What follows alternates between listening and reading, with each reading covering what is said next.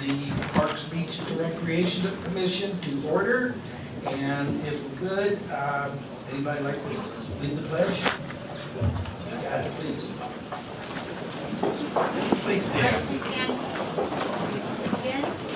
I pledge allegiance to the flag of the United States of America and to the republic for which it stands, one nation, under God, indivisible, with liberty and justice for all.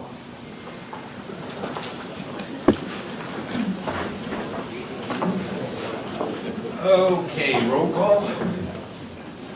Commissioner Benyamin. Commissioner Campopiano. Present. Commissioner Firestein. Here. Commissioner Hennessy.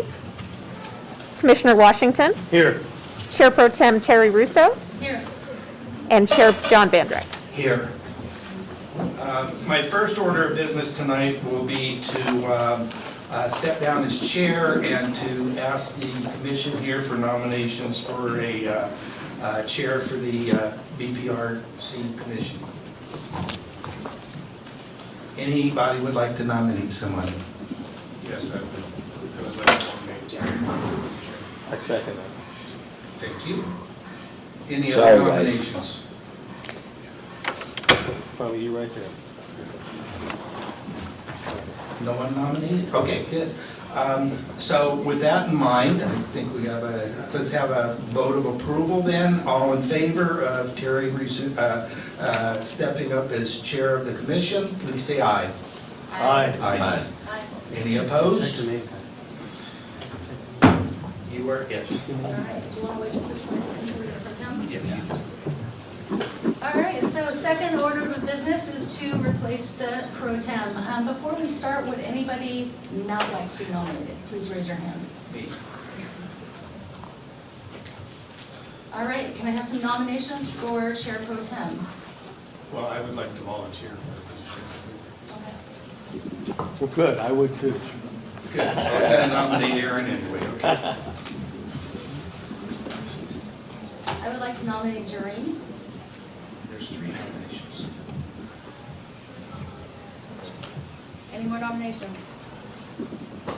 All right, should we, how do we do this with so many people? Take a Well, vote. you want to have them talk about anything? Yeah, would you guys like to present on your ideas of what you bring to the team? Well, let me say, I retired about 3 years ago from I'll say a large aerospace second level management. I had like 37 years with the company, 25 of those are in management, so a lot of leadership experience, a lot of leadership training, and relatively new to San Clemente, about 4 years. So I'm eager to take a role here. And I think, there are many people here who do a lot of contributing already, and I think it's up to the rest of us to kind of step up when the positions arise. Janine? So I think what I would bring to the position is, as many of you know, that the Coastal Advisory Committee was recently dissolved and incorporated into Beaches Park and Rec. And I served on the Coastal Advisory Committee for over 5 years, and I have an extensive environmental and coastal background and very familiar with the coastal issues that our city faces. And given that it's sort of a new part of this commission, I would bring that those issues into focus. Aaron? All right, well, I'm just excited you two volunteered. I didn't think we were gonna get many volunteers today. I did 35 years in the Navy. I'm active. What I bring to the table is the energy, and I got the time, the flexibility to meet with citizens and residents out here when they have an issue, to get out and show that we really care and respond to them. And I would, back up the chair as needed. But since we have 2 volunteers, I'm probably going to vote for you and back you up. But I was ready to step up to it because I didn't think we were going to get many volunteers. Why don't we go ahead and take a vote? John, who are you voting for? I'll vote for Aaron. I thought it wouldn't be fair also because I'm running in 2022 for city council, so I didn't want to hog a seat and mess Do around. you want to withdraw your nomination? I can withdraw my nomination. Okay. Thank you, Bill. Okay. John, who would you now like to vote for?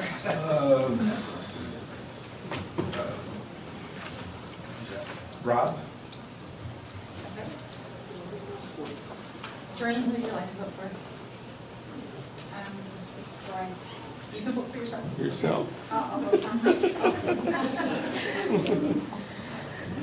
All right, Ben is not here.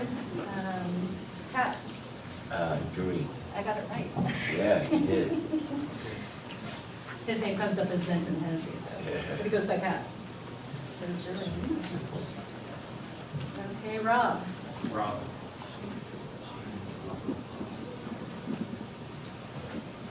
Aaron. Jareen, I appreciate you voting for me.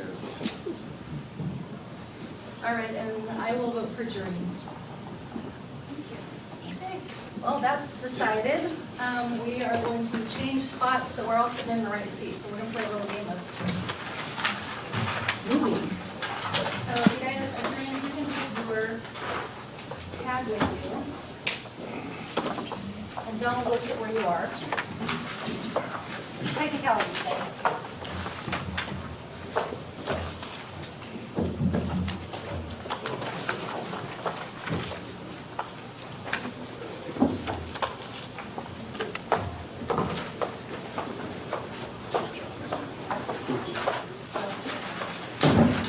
Stop.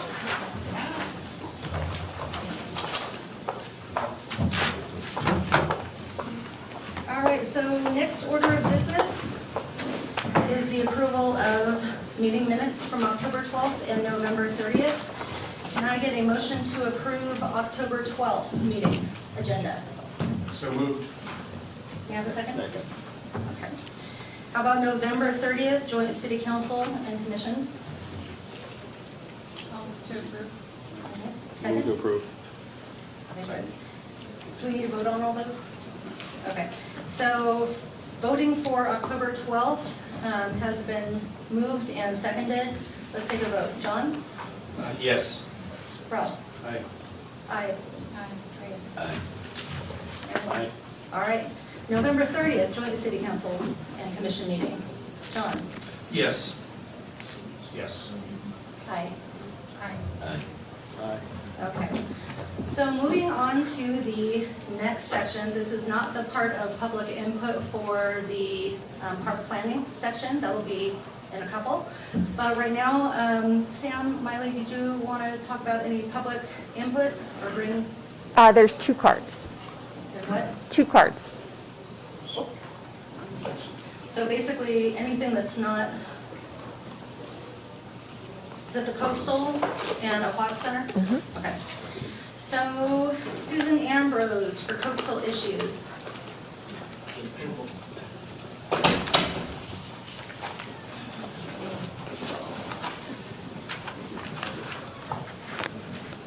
Good evening, Commissioners. It's a pleasure to be here and see you all here this evening. I am here to tell you I'm so thrilled that the City Council on the 7th of December passed and approved the Coastal Resiliency Plan. This plan was created as a sister to the Sea Level Rise Vulnerability Assessment that we covered in our Coastal Advisory Committee. My name is Susan Ambrose. I'm the former chair of the former Coastal Advisory Committee. And I'm happy to see Doreen here, one of our members. She was the vice chair of our Coastal Advisory Committee. So you guys are in good hands with coastal issues. I want to go on to, though, identify the 2 things that were done at the City Council on Tuesday with the Coastal Resiliency Plan. One, they not only approved it, it's been approved and authorized to be submitted to the California Coastal Commission to receive and file as a final local coastal program document, which is a deliverable of a grant that the California Coastal Commission gave to the city in order to finish and work on the local coastal program. So that was unanimously approved by the City Council. And I'm happy about that. And we should all be happy about that, because this plan puts together strategies and action items that we can take in advance. We can be proactive, not only at the local level, but with the county level, regional level, and state level about dealing with our erosion problems, our sea level rise kinds of activities that happen that create furrows in our sand loss, the replenishment of sand that our grant has now been moved forward to the Senate by the help of Congressman Mike Levin. All of these are very positive things that are going forward to the Coastal Commission. Now, I want to let you know that this is not a regulatory document, it is a policy document, which means it's fluid to a point.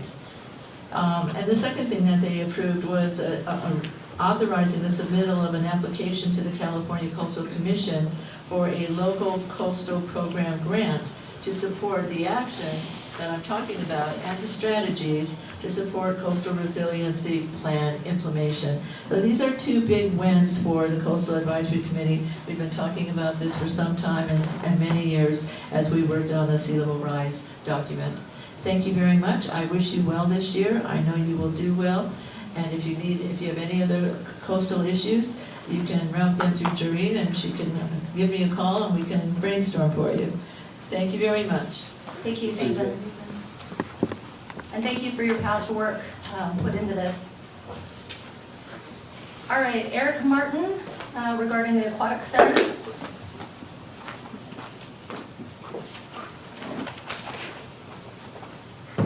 Hello, my name is Eric Martin. I've been a resident here in San Clemente for 31 years. I was a beach lifeguard actually for the state parks here in San Clemente for 12 years, and I've been a local business owner for the last 10. I'm here to ask for your help. I've had the most difficult time trying to rent out a pool lane for a scuba certification course. I've been in contact with the community center and I don't get a response back. I feel ignored. And so I've come to you guys to ask for your help. As I said, I'm a local business owner. I'm the Lost Winds Dive Shop. We offer scuba certification courses to our local residents. Keep them safe while they're diving in the ocean. And for the last over 6 months since May, we've been trying to arrange a meeting to propose our pool rental for scuba certification courses. And it's pretty much gone in deaf ears where we'll get a response back. I send an email in depth and either no response happens or a very short response back with another question, and then it's a lull for another 2 weeks. I know this is probably not the revenue or the avenue to go, but I'm here just to ask you guys for help to kind of motivate whoever needs to be motivated to help us out in getting our community dive educated. As you guys are part of the ocean, beaches and oceans, I'm sure that you would appreciate that education is the most important thing that we can do for our residents. And not allowing them to become scuba certified is neglect, essentially. Not letting them use the community pools that we have. We have the Vista Hermosa Community Center, we have the Ole Hansen swimming pool. We would love to rent out a lane, and we are insured. We have scuba diving instructors that are licensed from PADI. They all keep first aid and CPR certifications. I have all the insurance necessary. We do use other pools in Irvine and private pools, but for the last 7 months, we were unable to schedule a meeting. I had a meeting this morning that was canceled 40 minutes beforehand because staff wasn't available. And I just feel like I'm getting a slap in the face from our community center. So I'm reaching out to you guys because I feel like you're the highest I can go. So if you guys can just keep this on record, make it a public record that pretty much not allowing us to rent out a lane for certifications is doing a disservice for our community. As I'm sure there's probably a couple divers in the audience today, and I'm sure maybe you guys have all been on vacations where you've scuba dove, and you can appreciate the importance of education. So I'm here asking for your help to expedite the process of having our proposal, which I gave to Samantha this evening, push through as soon as possible. Thank you. Sir, what's your name again? Eric Martin. Thank you. Thank you. Eric, I have a question. Yes, sir. Do you need a whole lane, or do you need the deep end, or both, or how does that work? Ideally, we would love the Ole Hansen #1 lane that has steps that goes into the pool, and then we can kind of migrate from standing level, waist deep, all the way down to where it's overhead. We're going to be using standard scuba diving equipment with all with boots on the tanks, regulators, nets on the tanks, so no plaster damage occurs, no, tile damage occurs. All of our instructors are, have combined, I think it's like 45 years of scuba diving experience. How many people would be in that lane, what, for like a class? A class would be one instructor with maximum of 4 students. Thank you. Thank you. I have a question, maybe to Miley, or Sam. Is this a city insurance problem? Yes, thank you. Good evening, Commissioners. I'm Samantha Wiley, the Beaches, Parks, and Recreation Director. This type of activity is not something we would normally allow at our public pool facilities because it is a breath-holding activity. We follow American Red Cross standards, and they don't allow breath-holding activities. That said, we are happy to look into the allowance of it. We do need to review it with our insurance company and make sure that we have proper authority to move forward to ensure there's good coverage. The other element of this, and this commission is very familiar, we are very short-staffed at both of our pools, and this type of activity would be an additional rental time outside of our existing operating hours. As many of you know, the beach club right now is open really only to public lap swim, and it's at full capacity. I know Commissioner Hennessy goes there often and sees that it's really full. So we would be needing to look at additional staffing, which is not something we have right now. But as I've shared with Mr. Martin, I am happy to review his proposal. I can't give him a yes or no immediately. I have to check off some boxes, and I understand it's important to him, and we're gonna do our best to accommodate it as quickly as possible, but there's some other projects ahead of that. So I'm working on getting a meeting scheduled with him as soon as I can. May I make a quick comment on that? Samantha, the scuba diving course, I know you said that free diving, which is a breath holding activity, you said that was not required, or that was not allowed. So I then I switched over to just the scuba certification, which we won't be holding our breath, we'll be using a tank of air. Is that still considered holding your breath? So I don't think it's appropriate to have this conversation right now. I'm happy to talk with you offline. This is a commission meeting, and if the chair wants to give me direction to interact currently, I'm happy to do that. But I want to lean into what the commission would like me to do. Yeah, for the meeting of, for time purposes and to be fair to everybody who's going to be limited to 3 minutes, we'd like to ask you to contact Samantha on the side. All right, Okay. well, thank you for your time, I do appreciate it. Thank you, Eric. All right, so moving on to item number 4, current community activities and updates. Part A, recreational activity or recreational activities and events. Good evening again, Commission. The biggest activity update, I wanted to highlight our Sunsets with Santa event. We held one this past weekend. We've got one more activity this coming Saturday and Sunday. And for the members of the audience here and for our commissioners, this is a free event featuring Santa. Bring your own camera. There's no cost to sit and chat with Santa. He's a great Santa. He really loves to interact with kids. So I encourage you all to make your way down to the end of the pier and see the holiday tree lit. And then also our facilities will be closed at the end of this month. The community center will be closed as part of the furlough, and we take many of our recreation activities offline and then kick off again in January. Thank you. Moving into B, environmental services updates.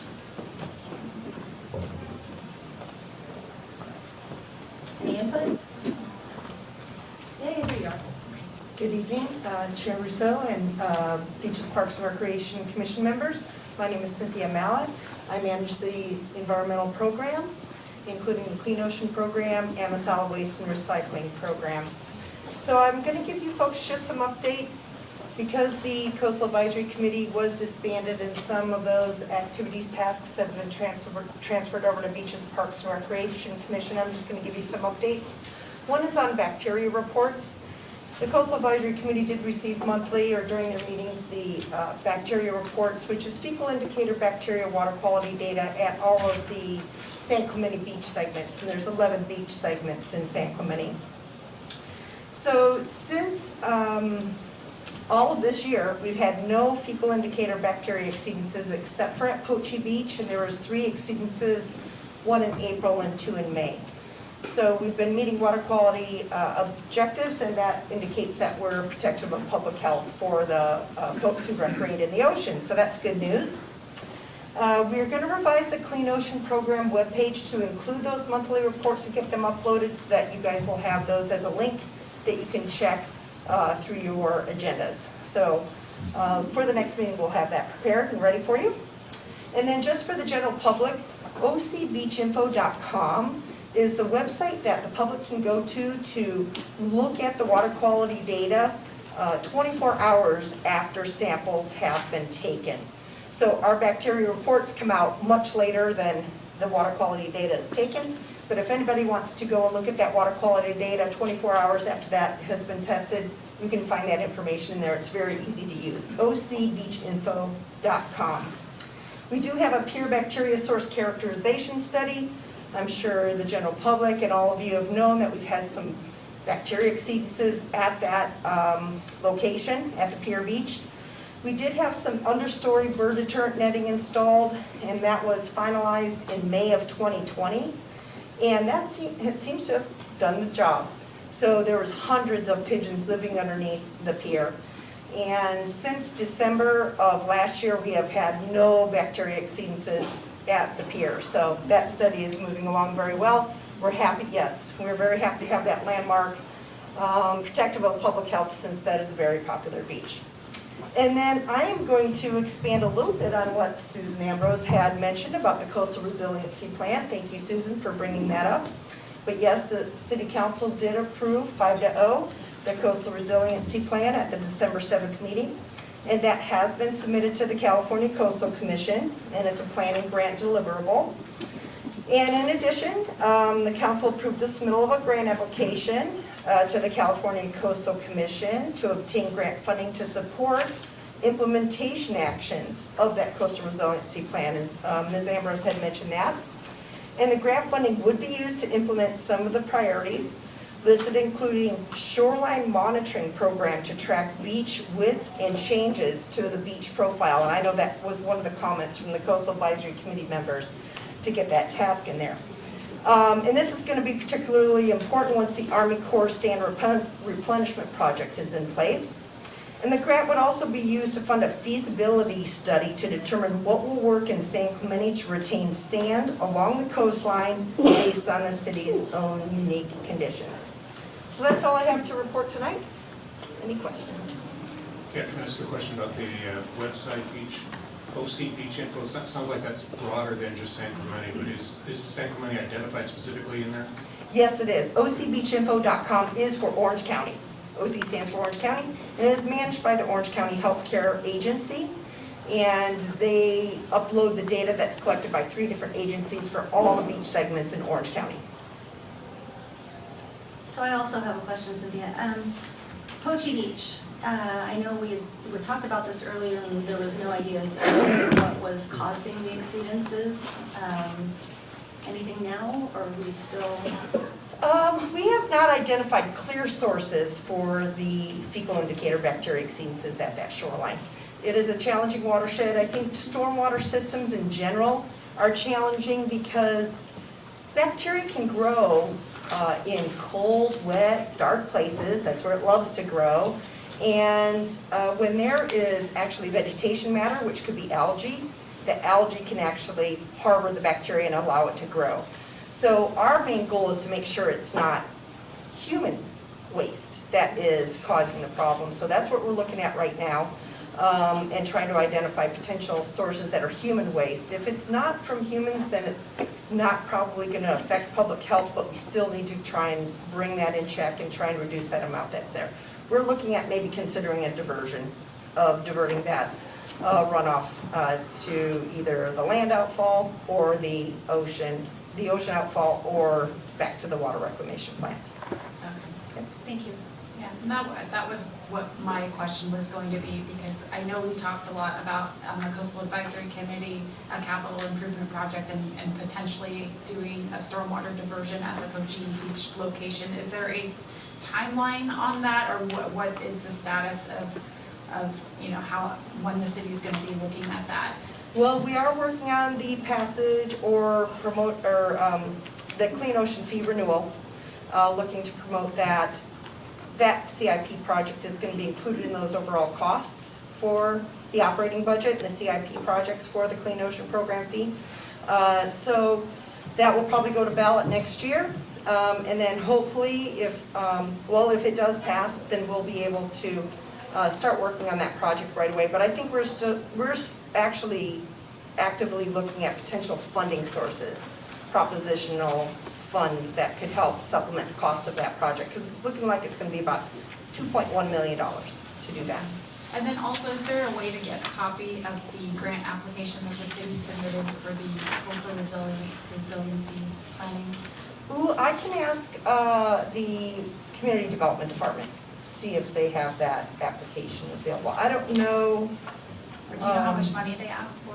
No, I don't have any information on that, but you can actually either call 949-361-6100 or City Hall at san-clemente.org to ask those questions if you'd like. All right, any more questions? All right, thank you, Cynthia. Thank you very much. All right, moving into item number 5, old business. Don't believe we have any today. How about item number 6, new business?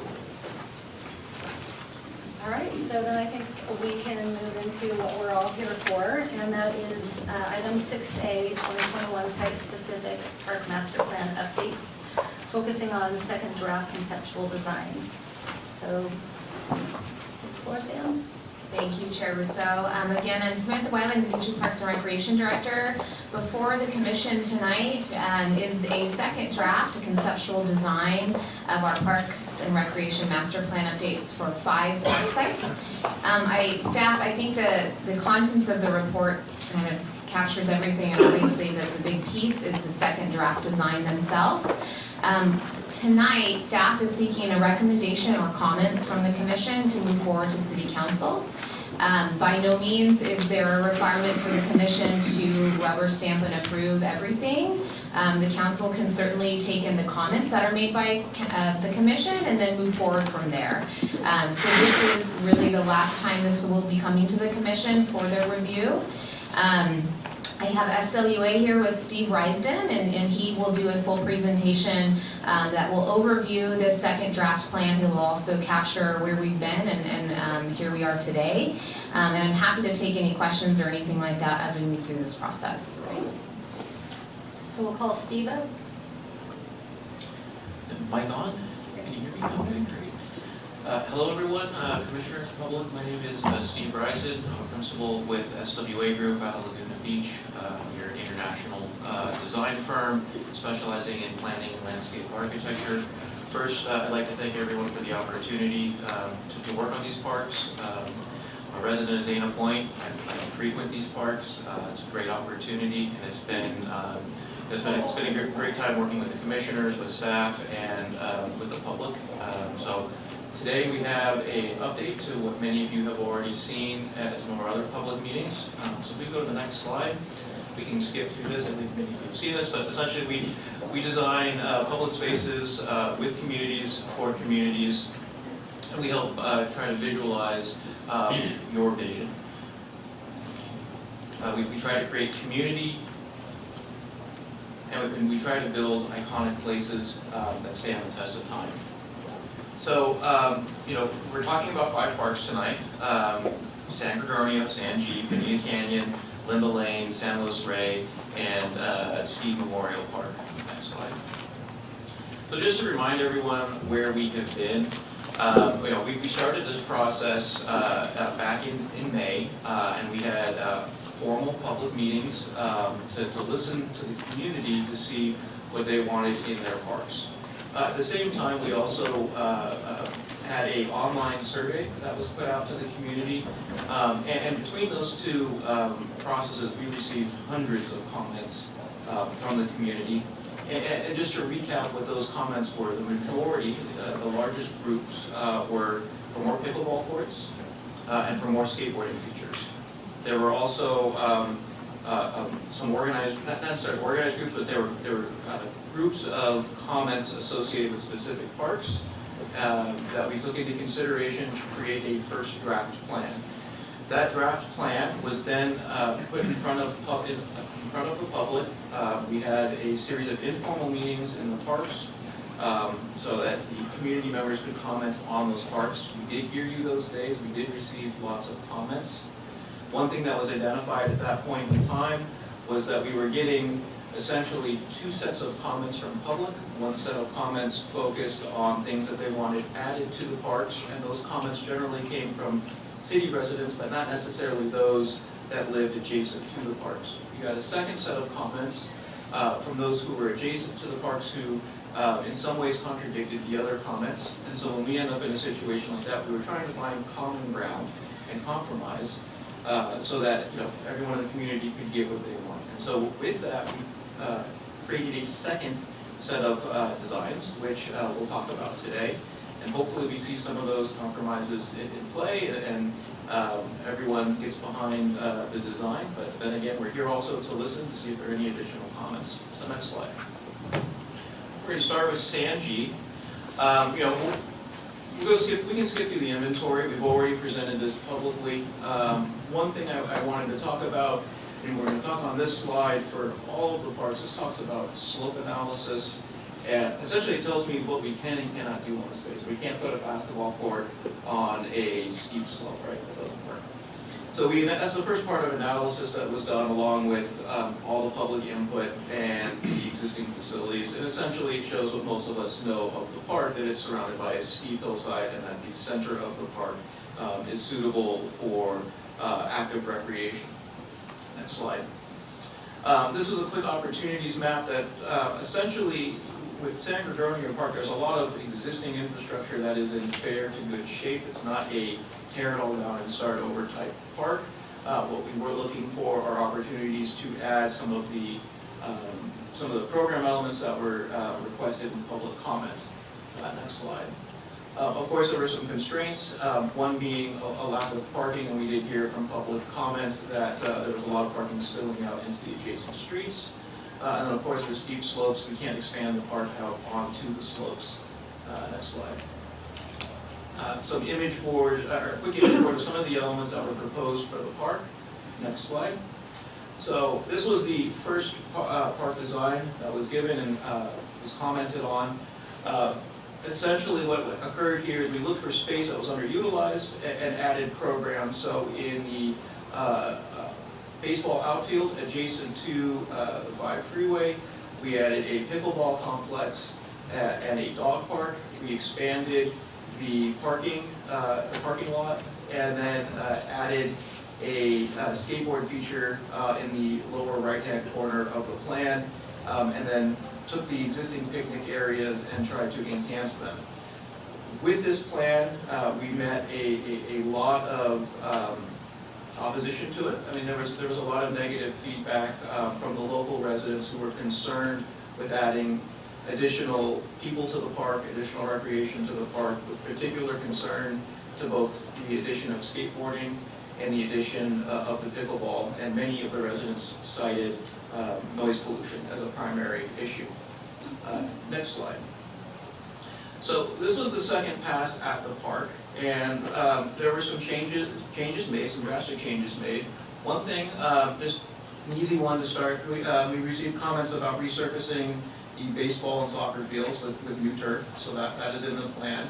The existing pickleball courts on the bottom of the plan, the ones that are most proximal to the homes, those were removed and relocated to the outfield due to noise concerns.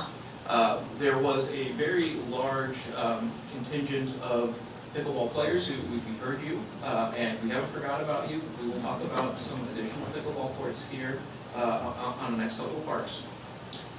We relocated the skateboard feature away from homes and to the left side of the parking lot. We downsized the skateboard feature and made it a skateboard plaza. We then took the former location in the previous plan of that skate park and turned that into picnic areas once again, which we would be resurfacing and creating a more inviting picnic area. Still kept the expansion of the parking lot and the drop-off lane, and then added we got a couple of requests for new seating around the existing playground, so we've added that as well. If we go on the next slide, we have a couple parks to go through here, so if any of the commissioners have questions, feel free to ask. Yeah, I have one question. The location we put those 4 pickleball courts out there, is that gonna be illuminated with lighting out there? Presently, it is in the plan to be illuminated, and so the idea of placing the pickleball courts in that location was to keep them as far from the houses as possible, and essentially as close to the freeway as possible where noise is already being generated. And the tennis courts are set to be lit or lighted? The tennis courts in the current plan would be lit as well. And they will remain tennis courts, right? Correct. The 2 existing courts would be resurfaced and be for tennis only. Then, is there a skate park, skateboard area in the San Gregorio?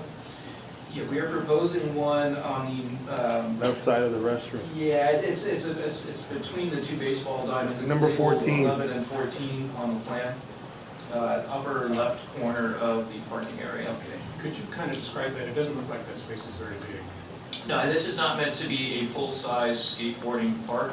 We'll have some additional skating facilities in one of the other parks we talk about this evening. There was a lot of public comment for having skateboard elements, not necessarily skateboard parks, scattered throughout the city so that it wasn't just centralized in one location. And so we created what's essentially a skateboard plaza. This is more of a street skating type facility, much smaller than what's currently out at Skate Park, but it is a skateboarding facility.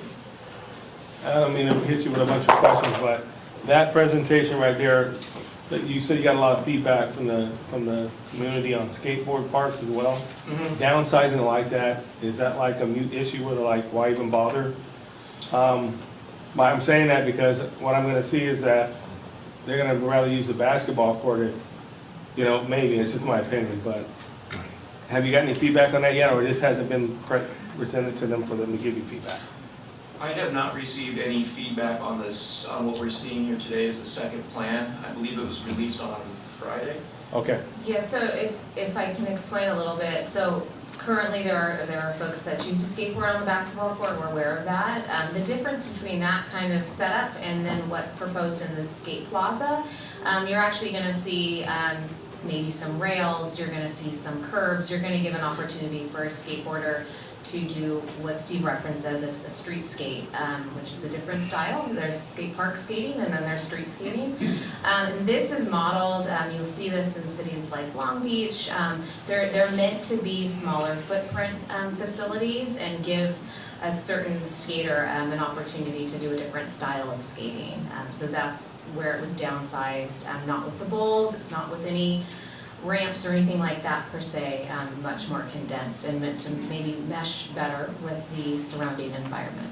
Yeah, one comment we received from several people was that the previous location of the skate park was too proximal to the adjacent homes, and so moving it away from the park edge and into the central portion of the park itself, there were limited opportunities in terms of size without taking out existing program elements like a baseball field or a soccer field. So the compromise was to keep the skate facility, but move it away from residences to combat the noise issue, and then of course it was downsized slightly based on what was available in the park. Thank you. Steve, I see that the play area is going to be an existing feature. Are the actual items within the play park going to be replaced or refurbished? I can answer that if you don't mind to. So this playground is funded for replacement. We will be looking for some public input and feedback after the start of the new year. And this project will be managed by our Public Works Department, and typically design usually gets awarded to council, and then they will go and out to build. So it does take a little bit of time. There's an RFP process and all of that, but it is funded. Okay, perfect. Okay, and Steve, the baseball area, the cages, the dugouts, are those also going to be rehabbed? So we have not indicated rehab on that. We did not receive any public comment on rehabbing those. The one public comment we did receive in the baseball areas was to provide shade at the bleachers. And we are proposing doing that with large specimen trees as opposed to structures. I did receive feedback on just repainting and maybe kind of cleaning up some of those items. And then the bleachers, I also got feedback from a stakeholder wanting larger bleachers so they could actually see, kind of over the, fence and all that, to what was going on. So. Noted, thank you. I have a question about, about the restrooms, because it says refresh. Does that include putting doors on? Or Hopefully that's happening now. So there will be doors placed on those. I understand from Public Works that they actually have some money to do that in this current fiscal year. This restroom is, I think, the victim of many previous park designs, as many of our older parks have this in same setup. So we would need to look at the replacement schedule. All of our facilities have a lifespan, and they are submitted into a whole replacement schedule in a system, and we are notified when we need to look at the replacement for it. So I would have to find out when this whole restroom is up for a remodel or a replacement, but for sure we're going to look at getting doors on in the very near future. Okay, and then also one of the comments I made last time was just talking about the sustainability elements and seeing if those could be incorporated throughout all of the parks in the planning process and update process. So things like, and I noticed that with Steve that there was potentially solar planned. And since we might be doing some lighting here, would it make sense to consider solar in this location to offset some of the lighting costs? And then also water bottle refill stations are sort of in great need at all of our parks. Yeah, we can make a note definitely of water bottle refilling stations. It's a little bit more granular of a scale than what we're dealing with now, but it's very easy to add to a note. In terms of solar, we can add solar. One thing that's a requirement in the state of California is that 50% of the parking stalls must be shaded either by a tree within 5 years of the opening, or a shade structure that incorporates photovoltaic cells. It's typically much more expensive and doesn't pencil in terms of cost, but that's something we could provide an alternative on the cost estimate. One thing to note is the existing parking lot does have a number of specimen trees that are in good shape and are mature, so we would suggest keeping those in place. Okay. Thank you. Can I ask a question about pickleball in general? The last set of plans for all the parks, I think you had 8 pickleball courts. Now we're up to 20. How did that happen over just a few months? I mean, there's 4 here, there's 16 at Steed. The greatest majority of public comments we have received throughout the process has been from the pickleball community and the request to add additional courts. We've heard numbers anywhere from adding 20 to 40. We've been in discussion with city staff, and the number we've come up with was literally 20 for the city at this time. We also have some areas within the last part we'll be looking at tonight that could potentially house additional ones should the ones that are proposed not be sufficient.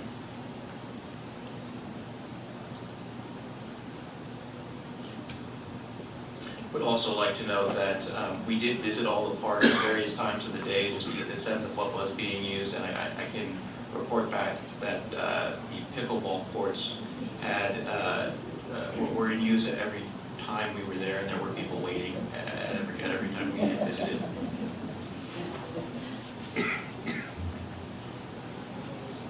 Any other questions on San Gregorio, or can we move on to Bonito? Okay, Bonito Canyon. We can actually go to the next slide and go one more. Again, I think this is an important item to again point to is the slope of the park, and this is going to come into one of the constraints. The existing park today It has a couple of issues, one of which is that the majority of the park is not accessible to those who are disabled. So it does not meet current building code, nor does it meet the Americans with Disabilities Act, which opens the city up for potential liability. That topic we'd have to discuss with the city attorney and task specialists. However, part of the goal of this process is to make these facilities accessible for all, and by state code, we're required to, should we make any changes. And so that's one thing we're going to look at today. Next slide. Some of the opportunities are some great views out to the ocean from the baseball fields. There's some great trees that are still in place. There's a brand new bathroom, restroom facility, and playground. All good things. Next slide. There are quite a few constraints. We talked about the ADA issue. Essentially, the canyon portion of the park is not accessible at the current time. There is some erosion occurring on the slopes adjacent to the homes in multiple areas. Most of those slopes have had the vegetation removed, and it's further causing problems. The stairs between the baseball facility and the tennis courts are falling apart in areas, and there is additional erosion issues there. The tennis courts are not accessible. Portions of the baseball field aren't accessible. So there's some issues there that we were trying to work through. Again, we received comments in the first go around from the majority of those comments came from those around the park. And they were also concerned about safety and lighting, and so you'll see a component of that added into the plans.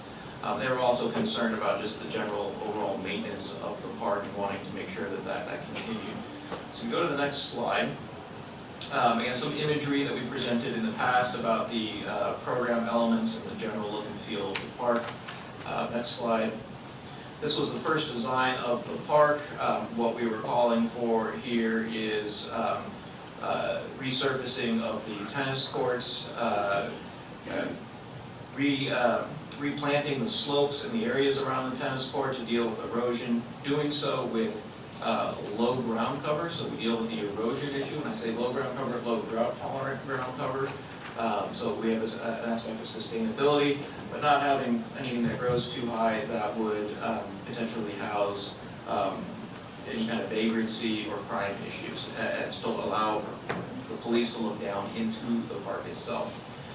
The main design element on the canyon portion to make it in compliance with both the ADA and California Building Code was to create a series of terraced flat lawn panels that had a series of paths that used the perimeters as an elongated path to get to a general slope of a path that would allow for someone with a wheelchair to access the different areas. We did present this to the community. We had approximately 30 people come out from the local neighborhood, and the consensus was that they did not like the improvements in the canyon. They did not like the breaking up of the lawn area. They were not interested necessarily in providing access to those that are disabled. And so they asked that we relook at how we address the ADA access to that space. Next slide.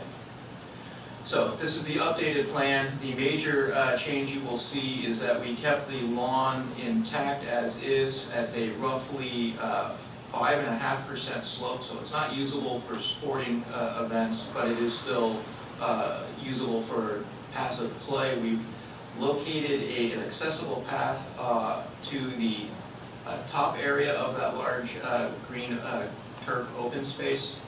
We're still suggesting planting the slope with ground cover to deal with the erosion issues, adding some trees in some locations to provide screening between the park and adjacent residences. In terms of the baseball field, we've received some additional public comments to resurface the baseball field and provide additional shade at the bleachers, again doing so with mature trees as opposed to a structure. Looking at the tennis courts, resurfacing them and repairing them. I know that there was several comments that we received that they had been in disrepair for some time, so the community wanted to see those repaired. So that is proposed. One of those courts would be used as a multi-function space, so it could be tennis, pickleball, basketball, roller skating, I think someone asked for. So it could be used for any one of those items. To deal with the ADA issue, we have placed a parallel ADA accessible stall on the street, so that would provide the necessary access to the tennis and multi-use courts. There were comments to keep the lawn area as close to what is there today as possible around the tennis courts, and we have done so. Additionally, the demonstration gardens around the parking area have been removed at the request of public comment, and in its place, drought tolerant planting has been added. Any questions or comments on Bonito? Yes, and I don't know if it's for you or Samantha. I can't remember the lady's name. I think it was Miss Desiree Nelson or something like that. That community garden. Is that anywhere in this plan taking up that area that she's trying to use here next to the Boys and Girls Club? So we looked at that, and so part of the public outreach in the park, we were asked if we could add that. What that does is that area has to be accessible for, we're creating a feature. And in doing so, that would necessitate the breaking up of the lawn. So in the lawn area, we're not able to do both, right? Because essentially, I've got to create a flat area and I got to slope. So it does encroach on that. Yeah, so what we were able to do is from the old plan to the new is keep the lawn area open, but we were not able to add that component in this location. Wasn't there, I thought the original plan had the community food garden where the drop tolerant plants were all the way on the left. Was that wrong? No, that was a drought tolerant demonstration garden, and that's just been replaced with a just drought tolerant planting. Okay, so the food one was proposed in the. In one of the That's what they ellipses. want. That's what I've been hearing from the community. They would like that. Community. Okay. And you're saying it can't be accommodated because of the slope at that location? Yeah, right now the existing slope through there is just a hair over what's allowable by the ADA and CBC code. And in order to create a space, when you create a path, I can go up to 5% slope. So I've got a path of direction. If we're creating a feature that you can move in any direction, that has a different requirement, and I have to go down to a 2% slope. And so essentially, without breaking up that lawn space, I can't do that. And so at public comment, we only received one comment with for the space in question, adding that space in question, and we received approximately 14 comments saying that we would rather see the lawn open. So we went to the 14 comments. That's not to say we couldn't add that here, but as a consequence, you would have to break up the lawn in one location.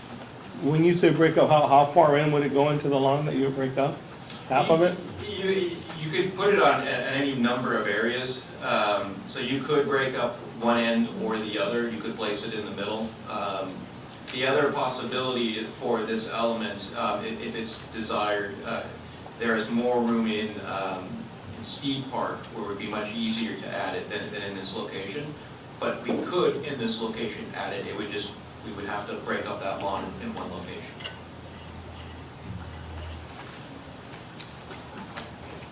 So that, I see kind of some little bump out areas that are a little bit wider in general of the flat area. Like, you see two residences right by that bunch of trees where, when the park opens up. Yes, near number 12. Yes. What about in that little area to where, there's some turf?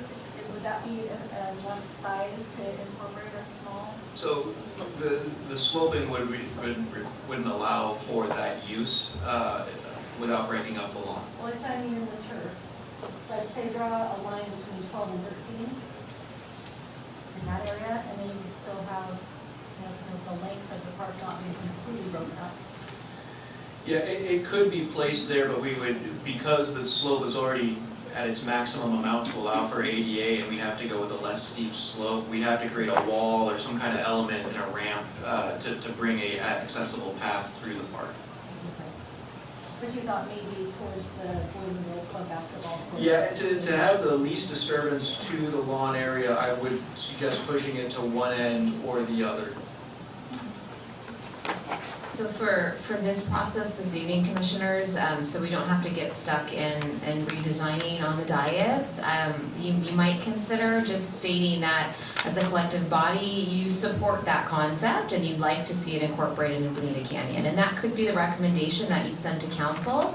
And then staff in their report to council, along with Steve, would provide kind of the feedback and the cans and cannots based on that recommendation. Again, just so we can move the process forward, please take that into consideration as you guys are. So basically you're saying I should say I support the concept of a community garden? Yeah, whatever that is, whether that's the food forest, and Okay. I know Ms. Nelson probably can speak better to that, but keep that in mind in all of our park sites, that you Okay. could do a collective, we like this concept in this park, we want to see it move forward, but you don't have to redesign it on the dais here this evening for the sake of time. Right, and we'll have a section there later on for commissioner comments. Okay, that we- I'll wait. Okay. Can I ask what 15 possible connection means, that blue bubble number 15 at the end?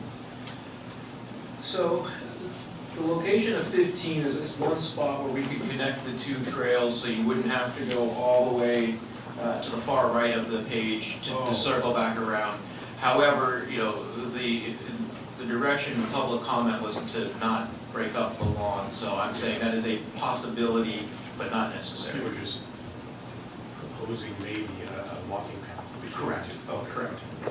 Like people wouldn't do that anyway. I mean, essentially, people are probably going to walk across that, but you know, you could create an accessible concrete path.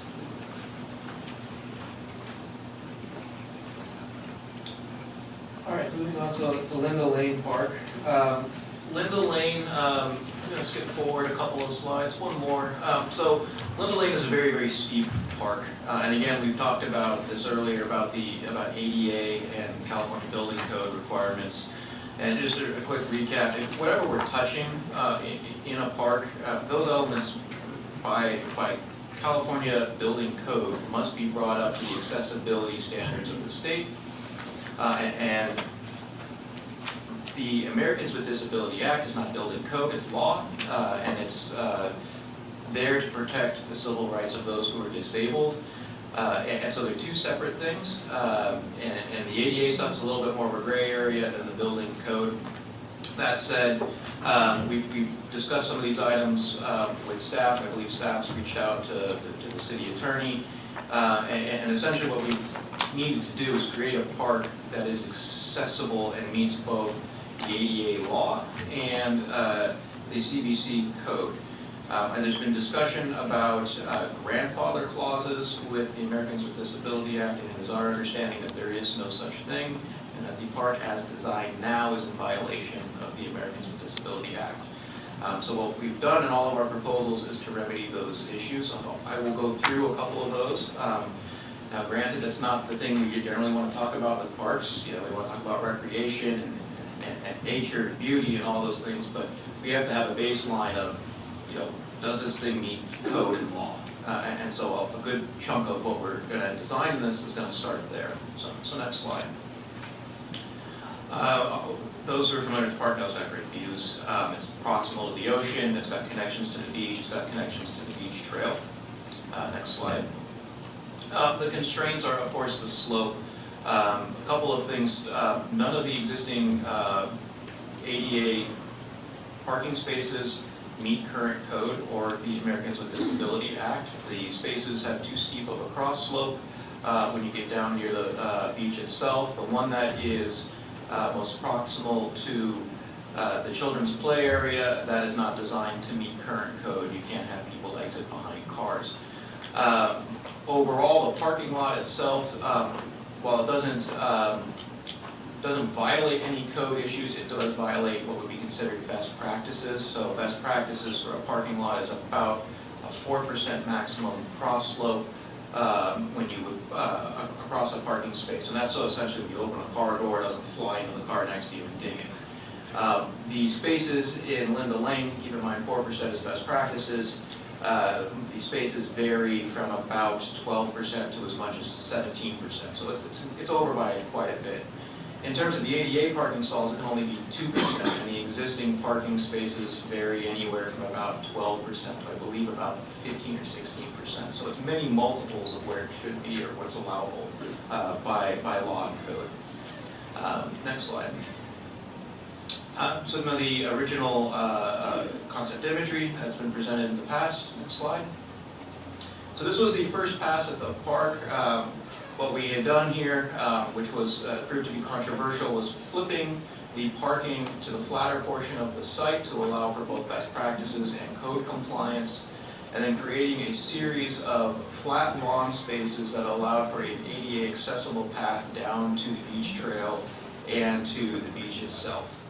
Each one of those flat pads would contain turf. The largest pad at the center, the colored portion, is a playground space and picnic shelter.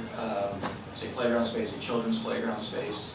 The sloped portions of the lawn would act as an amphitheater, which would create an iconic, we believe, an iconic park for the city of San Clemente. Further down the trail, as you get closer to the beach, there would be a beach plaza with restrooms, picnic areas, picnic tables, all atop a giant mural on the plaza floor itself. We presented this to the community. We received, at the community meeting, quite a bit of feedback that was against this current design. That feedback cited issues that was believed to be traffic issues, although that has not been studied. There were comments brought up about the geologic history of the space, and again, we don't have that information, but that is something of relevance in this area. And then, of course, the flipping of the parking was universally disliked by those at the meeting. When I say the meeting, this was the meeting in the park, and it was attended primarily by those who live adjacent to the park. We did receive public comment from those who did not attend the meeting, a couple who did, who gave us their public comment in private in support of the park.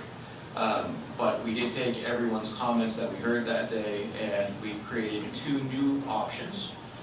So, next slide.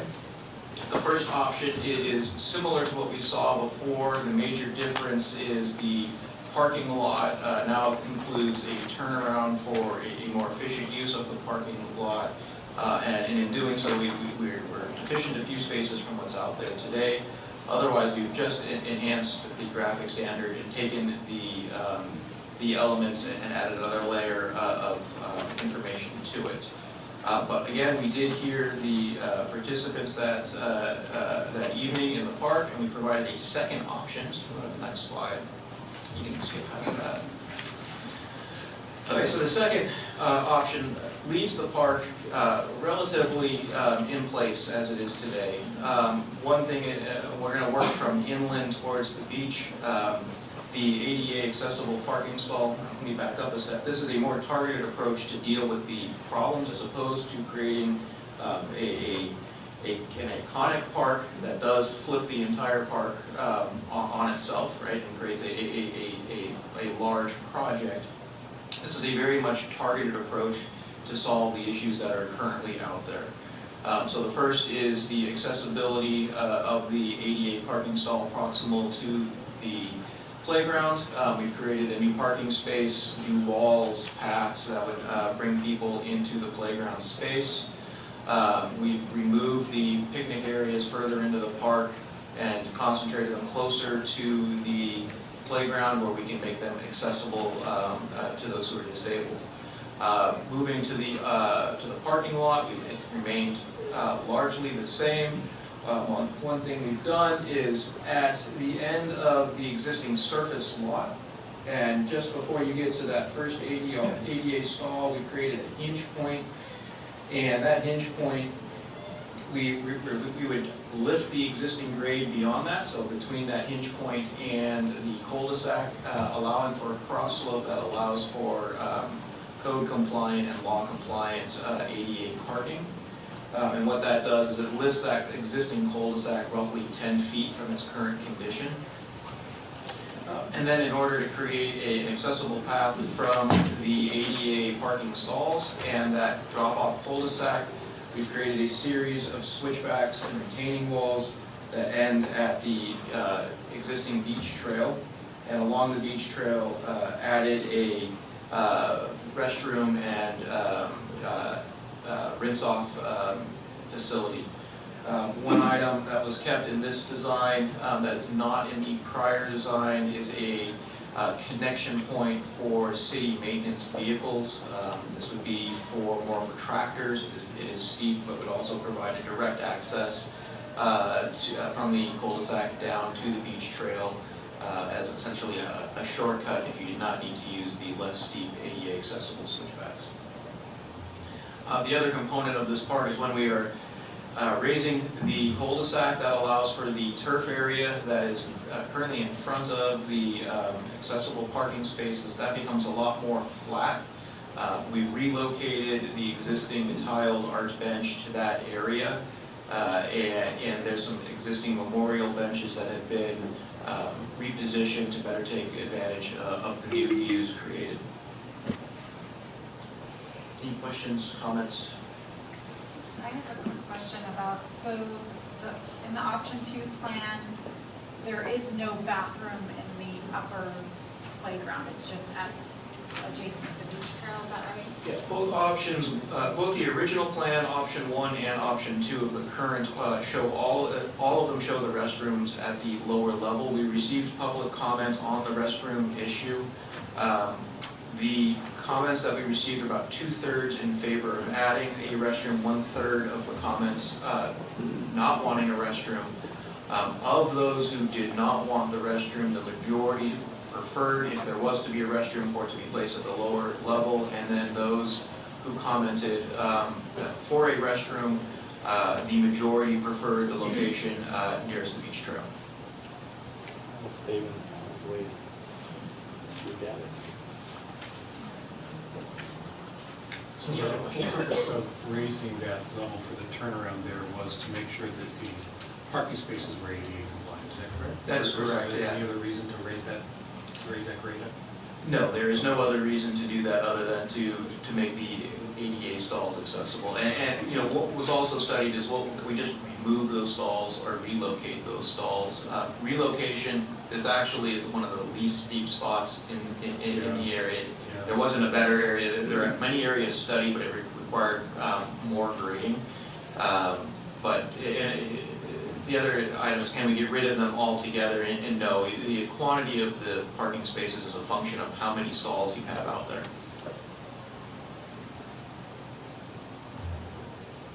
So the walking path, other than the ADA path, but the walking path has some steps to go down to the beach trail, right? The larger path, as indicated with numbers 4 and 5, that does not have stairs. That is at a 19% slope. That's quite steep. But it does not have stairs, so it allows wheeled maintenance vehicles to come down through the space. I was just wondering if people would naturally want to go the other way more than that way to go to the pier area, which is on the other side. And I'm just wondering if we should add another path on that side. We could add another path. It would be a stair. It would be a staircase. It would have to be stairs, yeah. All right, we'll start designing. Just messing with you. So for, I'm sorry. Go ahead. Was somebody on? For option 2 concept plan, is there any way to add back in the bathroom or figure out so that there could be 2 bathrooms? The concern being that, you know, people with children, small children, do the dance. Yeah, so if I understand the question, is there the ability to add a restroom at the playground area? Yes, there is the ability to do so, and and there's room to do so, just that it's not what we've got. So Terry, I was waiting till the end, and I was gonna say, I like the plan if you have that restroom. We'll do that at the commission comments. Sure, and in locating the restroom facility, it was a numbers game based on the amount of public comment we received.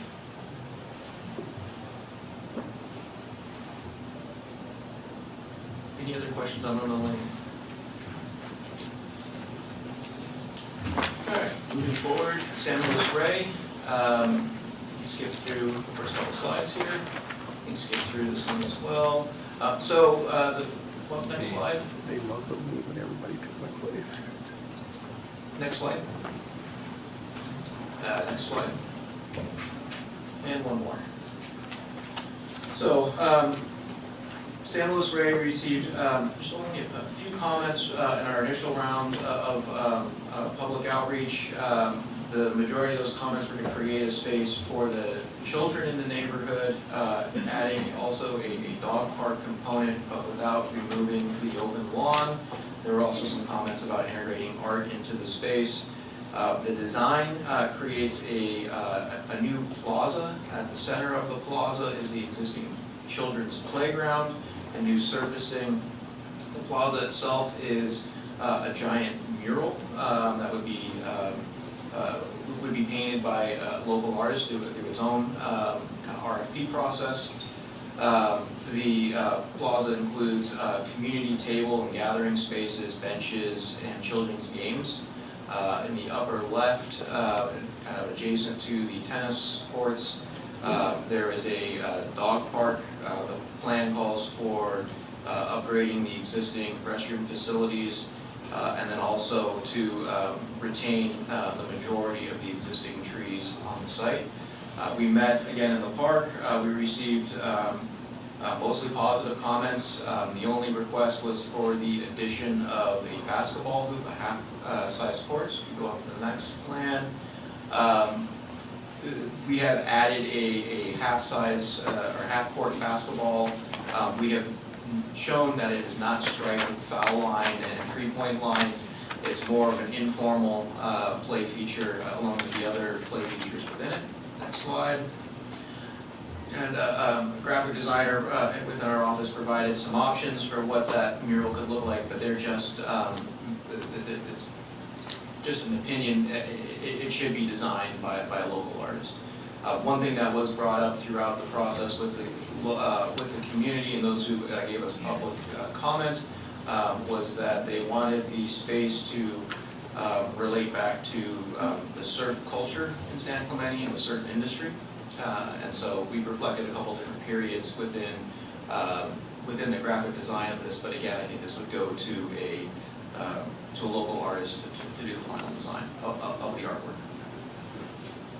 Any questions? Since you guys are doing an art plaza as one of the propositions, is there the ability to work with public art grants to help cover the costs of some of that? Yes. Okay, if there are no other questions, we'll move on to Steve Memorial Park. Okay, next slide. So again, we're talking about slope is what kind of allows us to use different type of programming throughout the park. Steep is already a mass graded site.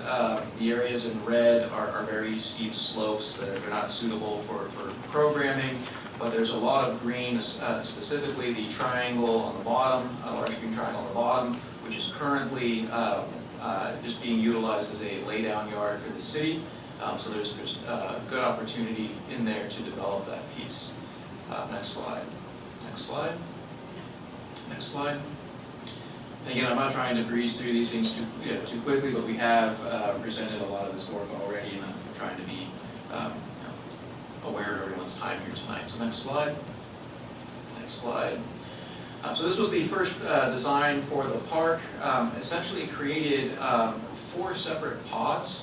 At the upper left corner is what we are calling the mountain bike pod, or the mountain bike hub. One of the great attributes of this park is that it is the trailhead for some world-class mountain biking. And so we chose to utilize that connection and augment it with pump tracks, which were some of the public comment that we received. So those who aren't familiar, this is a discipline within the cycling community. It's a series of ramps. We've created two kinds. One's a more adult size and one's a children's. There is a picnic area and restrooms for those to gather both before and after their rides. The second hub is the skate park hub, which takes the existing skate park and adds to it a children's skate park, a bowl feature, and then a new large state-of-the-art skateboard park, all centered around a plaza space that's associated with the existing restroom and concession building, and then taking that plaza space and again utilizing art as a way to connect back to the skating culture and the skateboard industry. There is the existing softball and baseball hub, and that would receive upgrades to the lighting and scoreboards, bleachers, and then to the right, we took the empty space and created a series of what we were calling recreational meadows. And those meadows are multi-purpose turf meadows. Some of them are already being utilized as the location for the relocated dog park. There's both a large dog park and a small dog park. So the dog parks that were needed to be relocated from the mountain biking hub, those have been relocated to the area at the right side of the parking lot on the plan above. Did not receive much comment at the public meetings, although we received comments via email, almost all in favor of the park. Next slide. But working through some of the issues in some of the other parks, the main difference you're going to see here is the request for additional programs. So some of the informal recreational meadows have now been repurposed. You'll see 4 sand volleyball courts, but the largest addition is on the upper right side of the site, which is the new pickleball hub for the city, and that includes, 16. 16, okay, great. We have 16 pickleball courts, and then a social hub at the center of that, which includes picnic areas and a shade structure. Also noted is the city lot that is labeled as 11, and that is a potential for a future parking lot and a connection to that, a more direct connection to that pickleball hub. The city owns that property? Correct. And those are, there's no residential right there, right? On the upside? Correct. The adjacent uses are light industrial and then an open space. So Glaucos is right there in that building right by number 12, which would be my concern. I mean, if pickleball, I'm sorry, but if pickleball is a noisy neighbor, there are a bunch of people who work in that building, I believe. So, I mean, I doubt that they're at all aware of this proposal, so.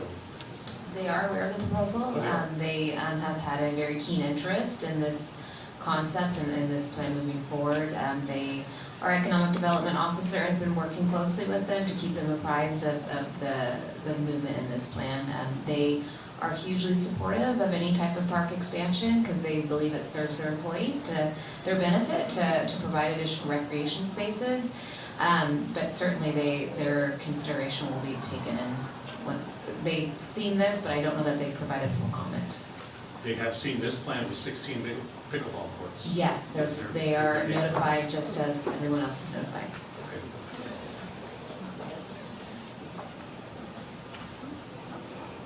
Any other questions?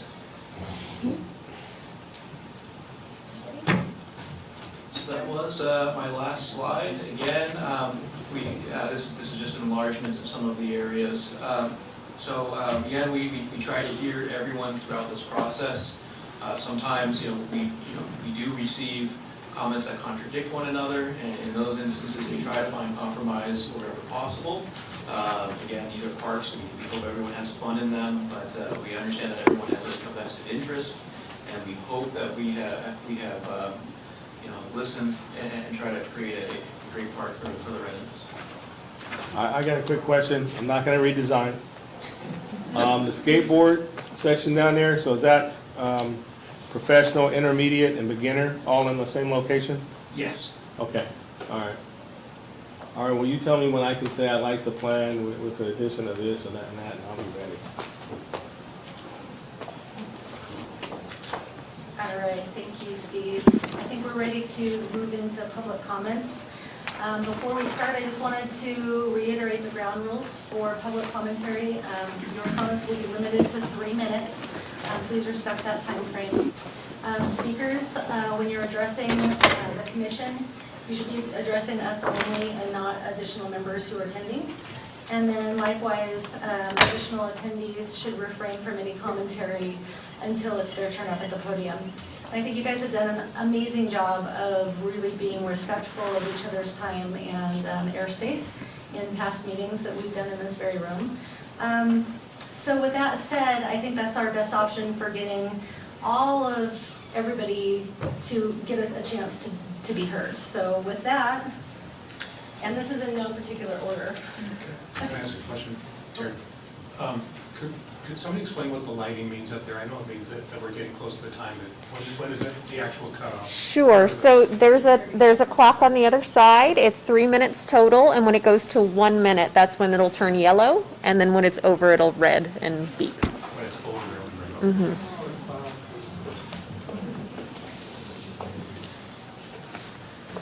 Okay, so first person up is going to be Paul Fisher.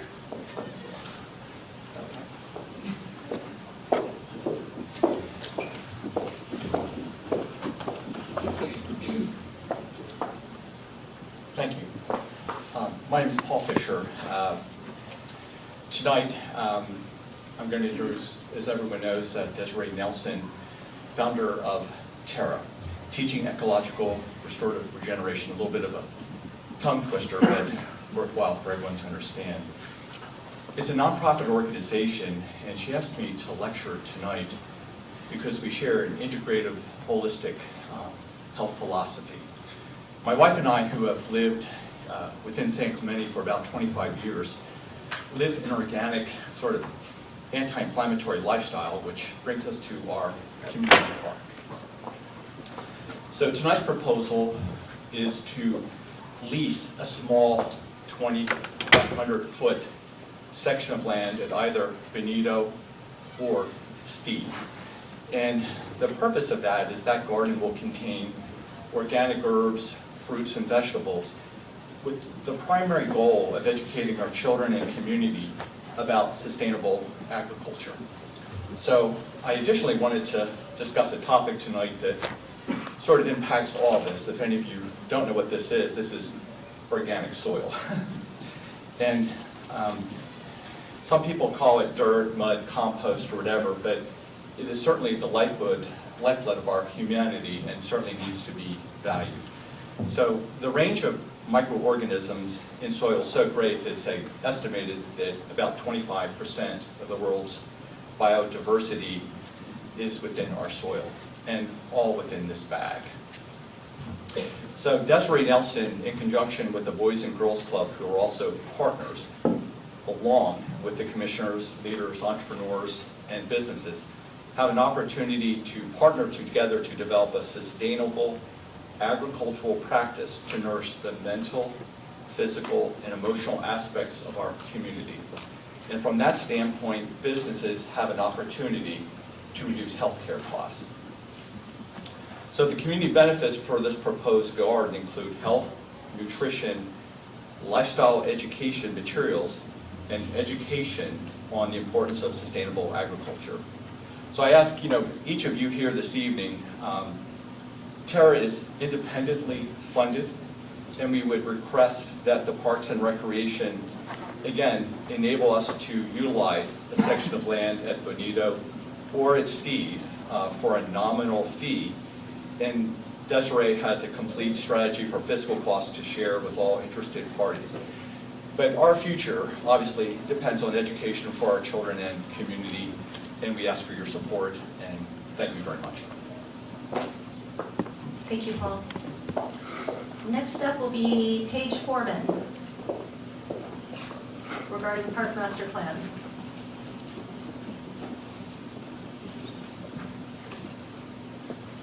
Hi, thank you for having us.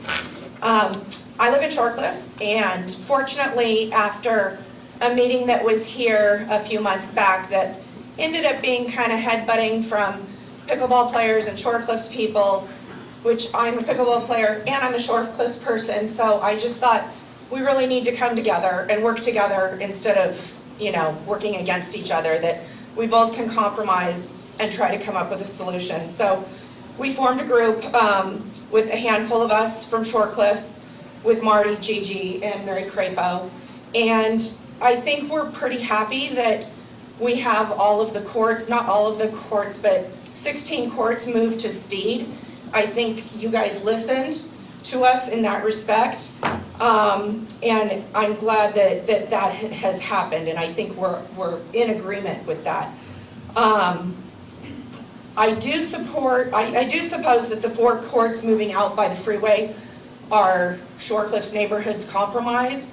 I pray that the noise from those courts does not negatively impact the neighbors like the current courts have been. I do not live on San Gorgonio. I live 4 or 5 blocks away. I can hear it, but I do know my neighbors that are living directly on San Gorgonio and the perimeter streets are having a daily nightmare. So I hope moving those 4 out there is a much improved sound situation.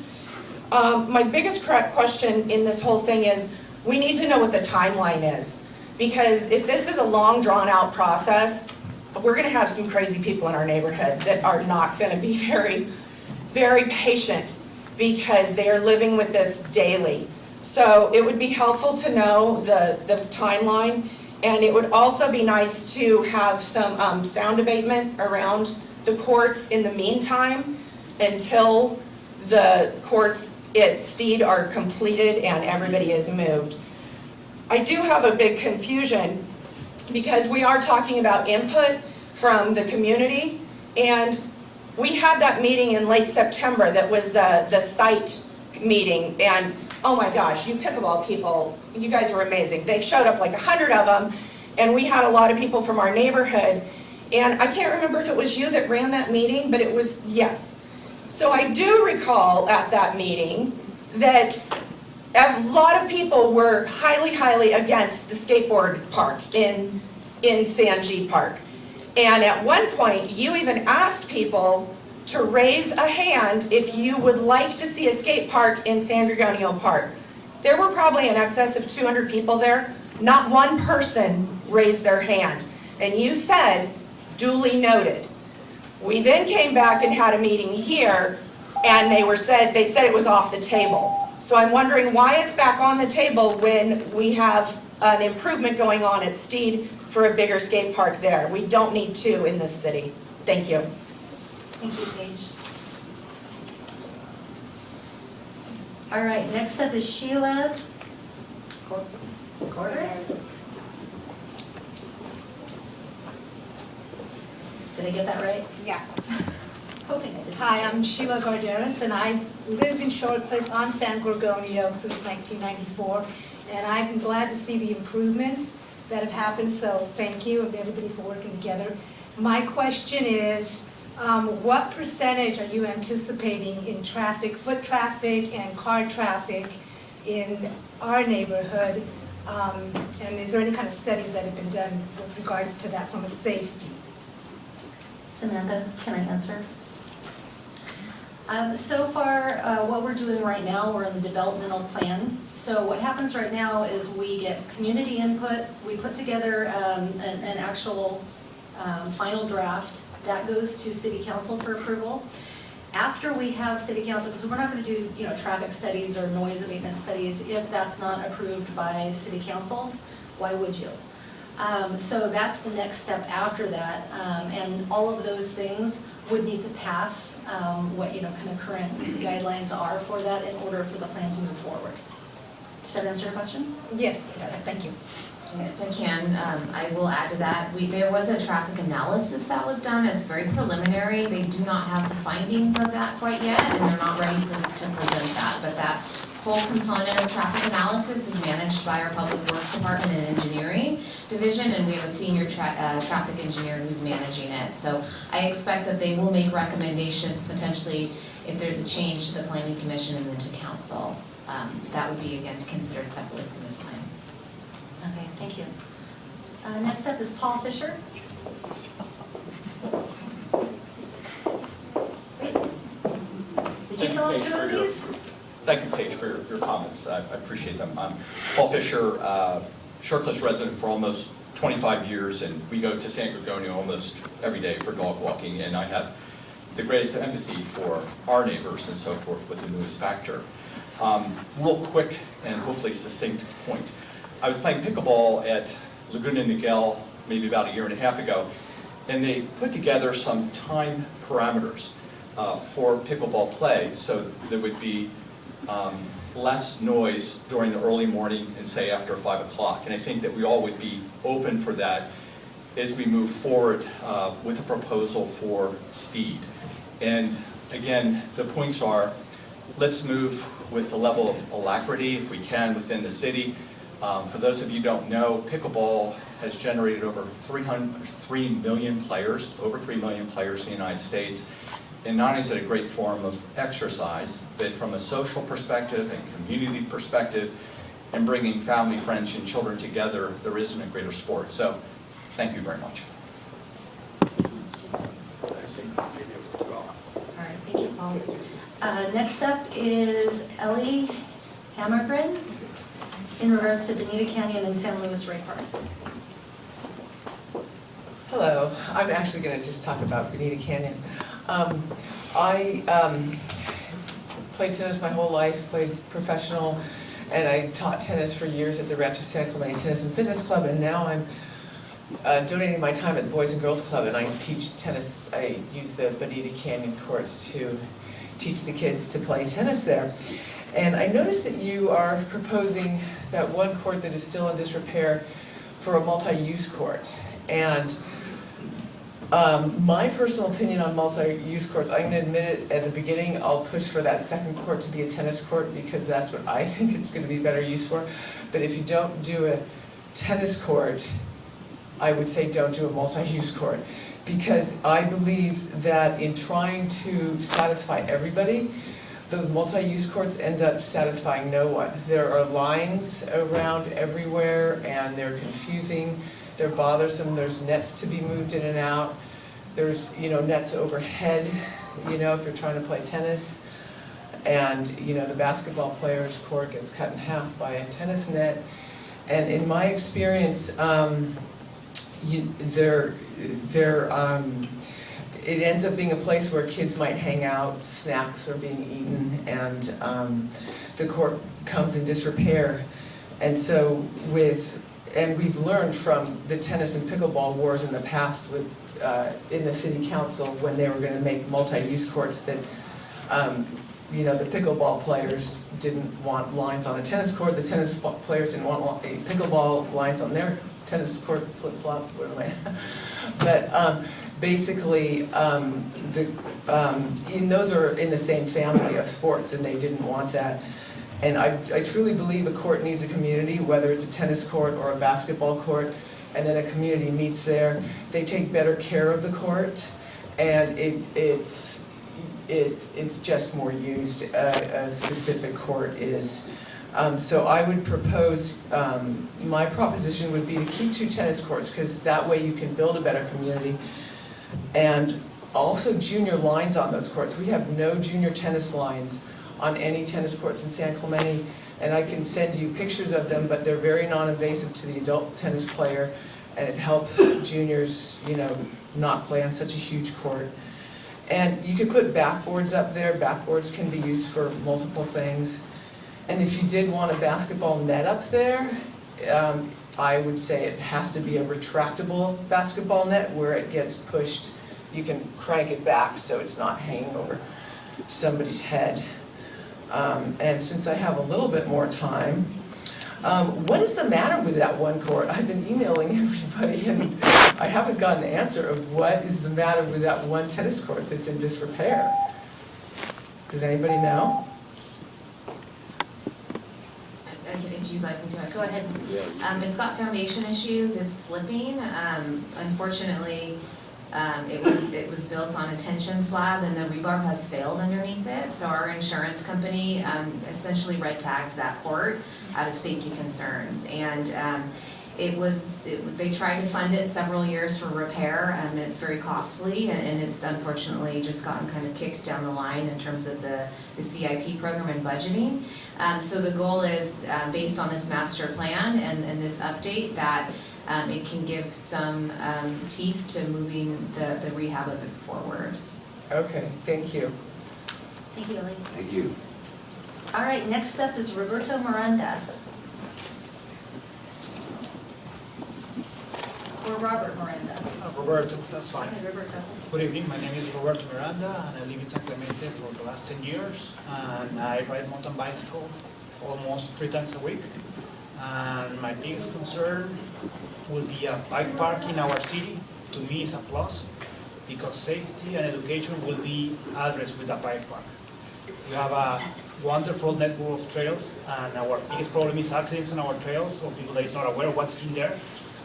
So having a bike park next to our trails will help to teach people what they can do on our trails and educate them in that way. That's it. Thank you. All right, next we have Linda Lane Park as a subject, and it's Karen Barr.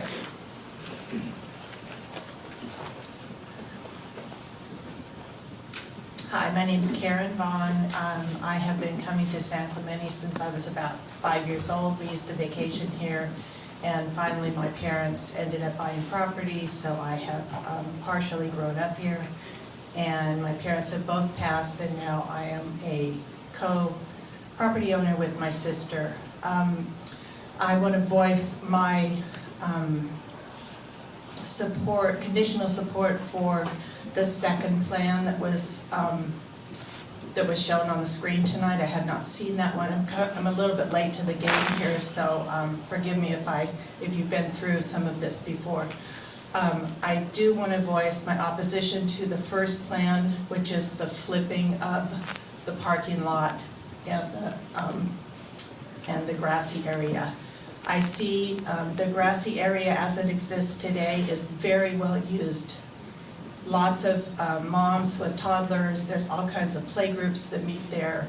There's that big, long, grassy area that is used for soccer games.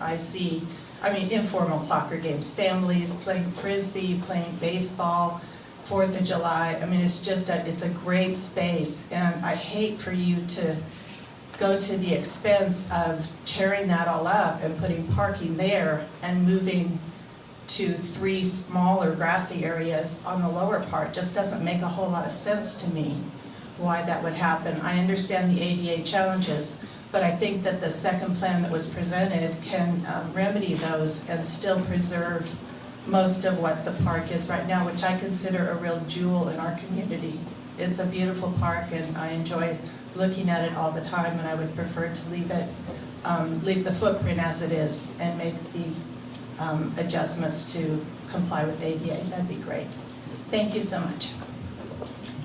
Thank you. Next up is Steve Larsen in regards to Steve Park.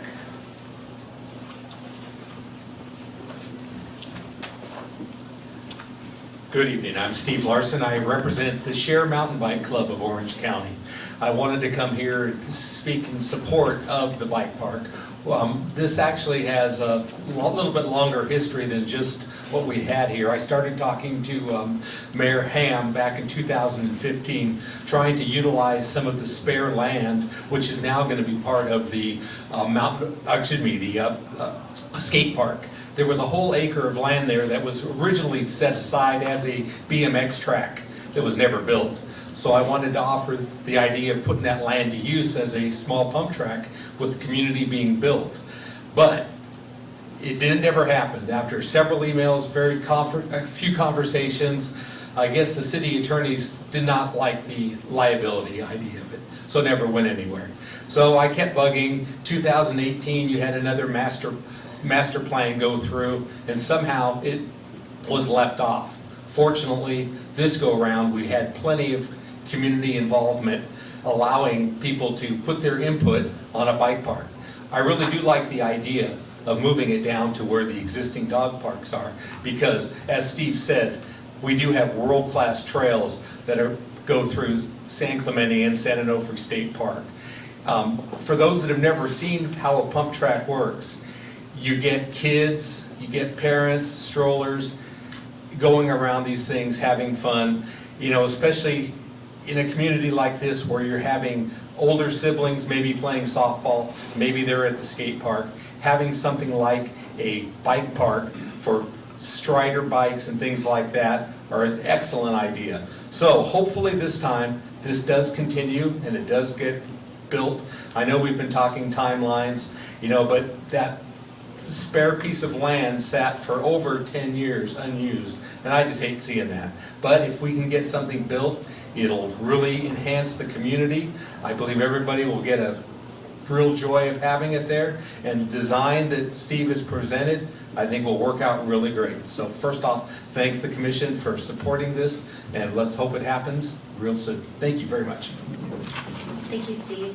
All right, next up is Jeff. Is it Karen or Carson?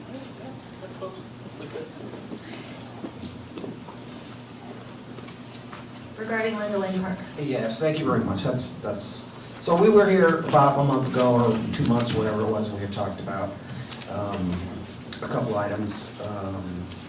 Option 2, as far as the redraw y'all did, seems to be better. Is the way you guys were flip-flopped, the way we were having the parking up closer into the canyon was not very good. And the restroom issue, that because there's I live by the bushes right there, and there is no restroom right now other than, so I've seen some stuff that has scared me. So if we could put another restroom up in that upper area by your, I think you called it a hinge point, around that area, somewhere around there, or not. But then you're starting to drag kids across from the park area, you know, where the playground equipment is, over to the restroom by the trail, and there's a street right there. It's just kind of dangerous. So if you could add an additional restroom there, that'd be great. If not, I get it, but I'm for option 2. Thank you very much. Have a good evening. Thank you. All right, Christy Pittman, in regards to San Gorgonio and Steep Park.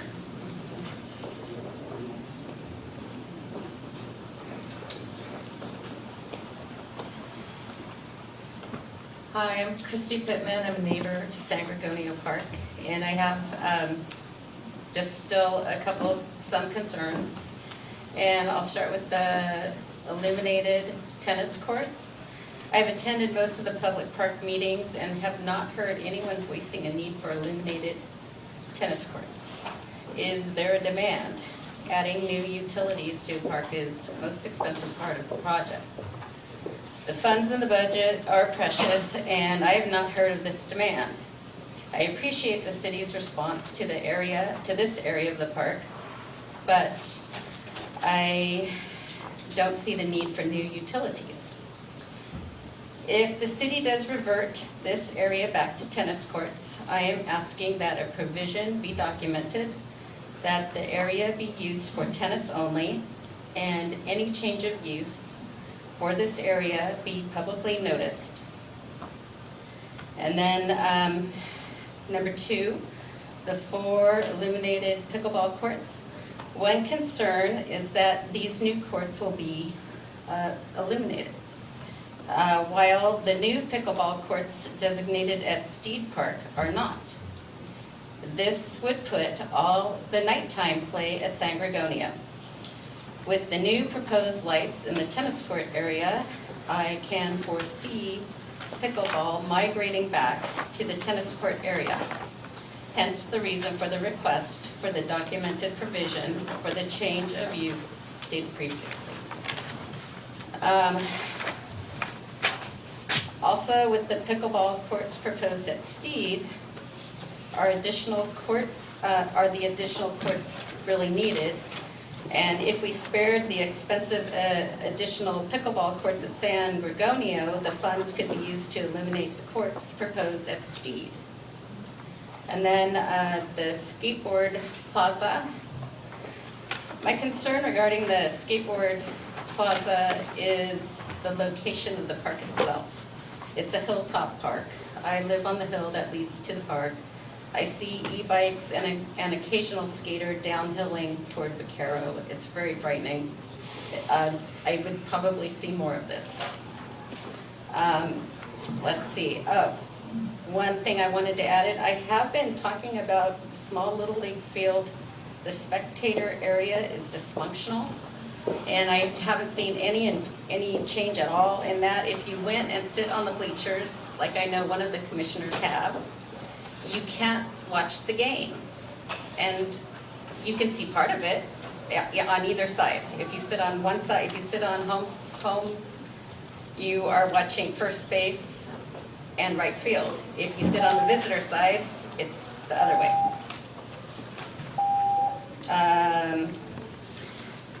My other question for Steed is why no lights your at time Steed? is up.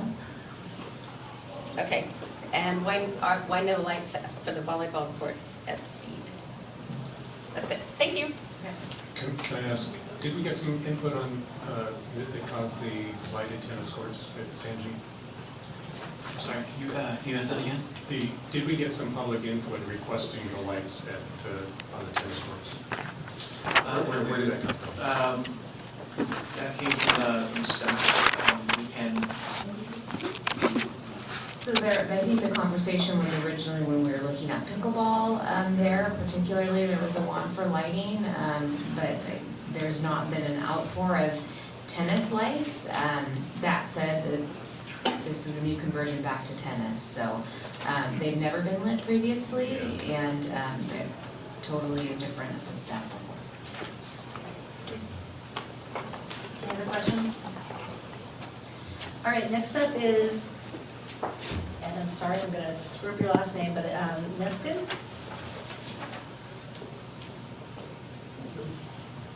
What's the first name? Edward Neskin.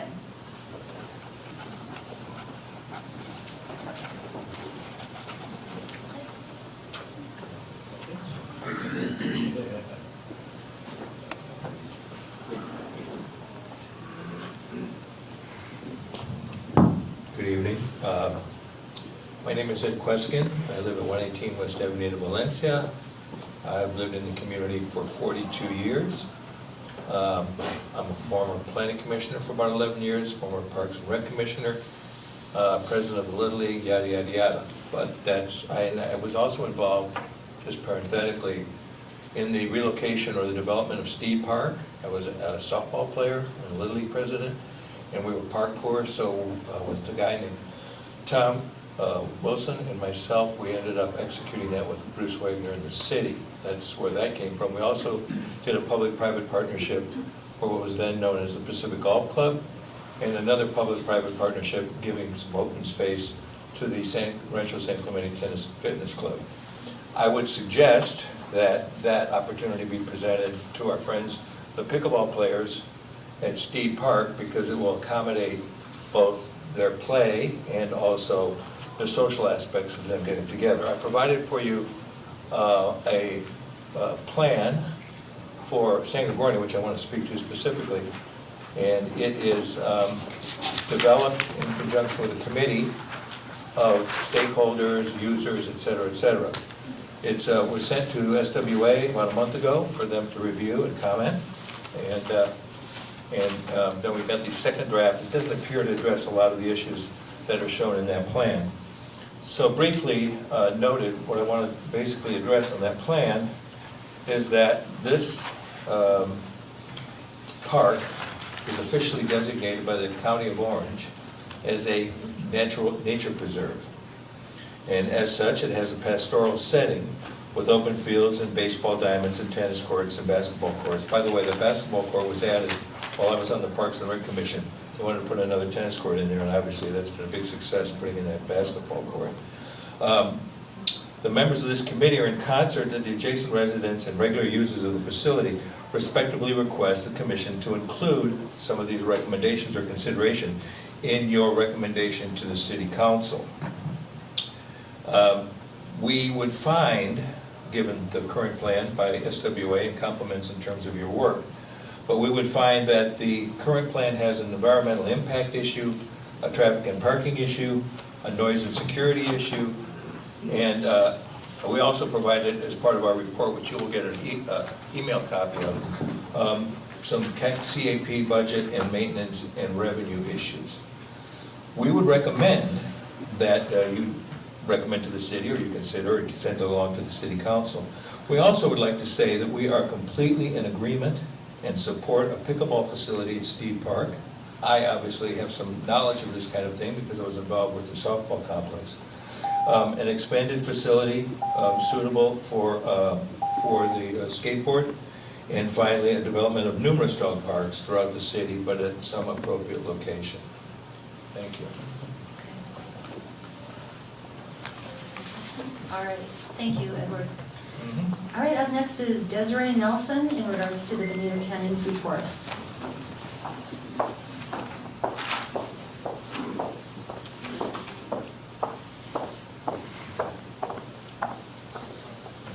Good evening, Commissioners. I just want to thank those of you that took the time to read through my emails and all of the supporting emails regarding the food forest concept in conjunction with the Boys and Girls Club in Bonito Canyon and San Clemente. I want to just drive home a few messages tonight and try to keep it short. I want to make sure that when you hopefully take this recommendation to City Council, that you highlight that our mission is to inspire a new generation of stewards of the earth through garden-based education, and that the focus of this garden space or food forest is really education. That the constraints and opportunities were assessed, and hopefully this will be able to be integrated into the second revision proposal for that park. I think it works nicely and sets in nicely with that, so it won't have to be redesigned. And some of those constraints that we took into consideration, we're working with the community around that park, and some of those would be our lower income community. And I think that we have such a fabulous representation of the words community this evening and health this evening. But I don't often see our lower income communities represented here. And I also don't get to see a lot of opportunities for those who have perhaps able bodies to have opportunities in our city to get out and oh, sorry, let me back up. I'm a little bit nervous, sorry about that. The pickleball community and the biking community and everybody, we're all able-bodied to get out and do fun things at our parks, right? So this food forest concept is something where our community can come together and work together and also have some of that interesting biodiversity that I'm failing at this tonight, I'm sorry guys. No, we get the gist. I need to eat. But also if I could just remind you, it's exciting to have a community space to give hope for people to work together. It's exciting to have a space where we can learn and be proactive about our health and their environment and our environment, where we can focus on healthy soil, like Paul said, where we can teach healthy messages every day when we wake up. So we get messages of, you know, how we can't be healthy and our earth is burning down, but it will be a positive message in our garden. This will be self-funded, 100% self-sufficient, and paid for itself. So I want to make sure that you deliver that. We won't want city money, we'll have our own money. Thank you. Thank you, Desiree. All right, next up is Georgianne Munier in regards to Linda Lane Park.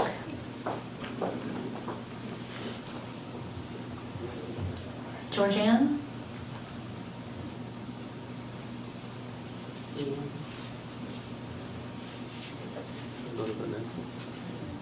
I'll put this one over here just in case she went to the restroom. Gigi Harris, regarding Sanji. Good evening. I'm Gigi Harris. I'm a USA Pickleball Ambassador for San Clemente. I'm one of 4. And as you can see, we have our pickleball community, a big part of the daily players here. And I just want to thank you all for listening to us and implementing the changes to the new Steed Park, as well as accommodating our Short Cliffs neighbors as well. We want to be good stewards. We want to be good neighbors. We feel for the noise disturbance. As Paige mentioned, right after our last meeting, we formed a committee so that we could keep communication open, so that there wasn't this hostile back and forth between pickleball and the residents. I think ultimately we want the same thing. As pickleballers, we're pretty low key. We don't care where we play as long as we play and we play together. It's a highly community sport. Which brings me to, a concern. I don't know if it's a concern, it's probably not your concern, but last week in the city council meeting, there was a small group of residents that are advocating to cease pickleball altogether at San Gregorio. And I don't believe that's in the best interest of the community. We have hundreds of players. Pickleball has 4.1 million pickleball players in the US. It's the fastest growing sport. It's not going anywhere. We've got a tournament that comes in at Lifetime, and I believe they're set to do it again this summer, which brought in thousands of people to our city, which could be revenue generating opportunities for our city. So we're going in the right direction, and with Steed adding 16 courts, we're so thankful. It is going to continue to grow, but we're thankful for the 16. And honestly, if the 4 at Sanji went away, I don't think we would complain, because I think the 16 at Steed would draw all of us there. We want to play together anyway. So as far as funding goes, we held our first fundraiser. We're that committed to the sport that we have taken on our own fundraising. So we held one tournament on a Saturday. Not many, not every Saturday like it was stated last week at the meeting. And it was successful. So that money is set aside with the Friends of San Clemente Foundation for the city's use. Every penny goes directly back to the courts, the new courts. So whenever that's approved, whatever we've collected will go to the city. So we're going to continue our fundraising efforts in 2022. Also, lastly, a lot of what we want has already been stated, but as far as the skate park, I have a feel for Paige. My son's a skater. He's a street skater.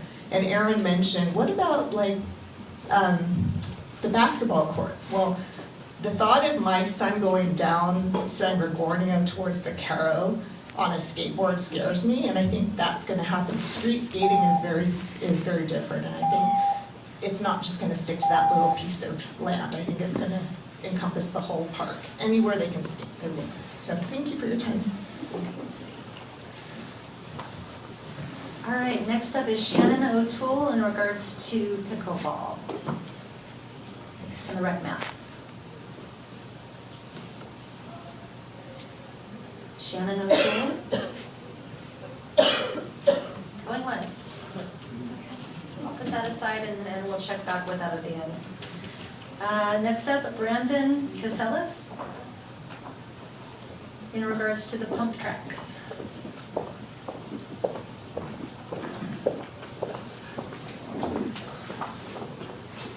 Hello, my name is Brandon Masellas. I'm a local middle school PE teacher. I have 2 summer camps here in town. I have Epic Summer Surf and Beach Camp and also Epic Summer Mountain Bike Camp. I am in full support of the pump track and pump tracks, I should say, down at Steed. I wish that the area was bigger and we could have a more opportunity for maybe some local sponsors to help out with this, because I've talked with many and there's a lot of funding that are willing to be given to the city. I've tried contacting numerous people with the city and I've gotten nowhere with that, but anyway, I'm all for it. I think we need more skate parks, more pickleball parks, more mountain bike parks, and we have so much open land in the city that is sloped and couldn't be used for anything other than potentially mountain bike like downhill trails that could be maintained by the community or by some of this funding, that I think there's wonderful opportunity with some of this open land with slopes that could be absolutely amazing for the kids. In my experience with doing the summer camps, and I'm a nationally registered mountain bike instructor, surf instructor, things like that, it's really good for your mental health. And with these past couple of years, I've just had people reaching out to me constantly, wanting me to take their kids out, and adults in the community who are just like changing their lives with mountain biking, and also probably with pickleball and skating and things like that. So the more San Clemente can put into their community, the more they'll get out of it. And we have such an amazing city. There's so much opportunity around. So please keep going with the pump tracks and the skate parks. And thank you guys. Thank you. All right, next up is Robert Chavez regarding Parks and Recreation.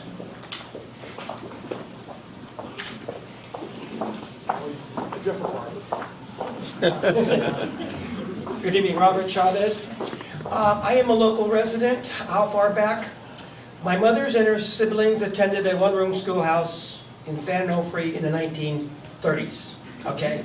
And back then, it was a big agricultural area. This is about the Terra and the Food Forest project. And I know from back, if you didn't know that, at one time, here in that area, there was the world's largest tomato seed factory. So we do have some agricultural background definitely in this area. I'm also the first freshman class at San Clemente High School. With my 10 years as the board of directors of the Boys and Girls Club in San Juan, and for a few years teaching 5th and 6th grade here in Las Palmas, I really see the advantage of kids being involved in outdoor activities. That's where the living classroom is. And I think it's really exciting about how you can intertwine getting kids involved with growing, agriculture, science. There's all other intertwining learning elements that come in with that. I believe once kids grow, see the one little seed turn into all this food, that's quite a miracle. And I think once you actually taste food that you actually grow, you can taste the difference when you're growing something that's not as safe for the planet. So I'm really excited about the potential to get the kids involved in that area. The one thing too, kids are into this planet. If you didn't know it, there's an 11-year-old boy that lives in San Juan Capistrano. His name is Ryan Hickman.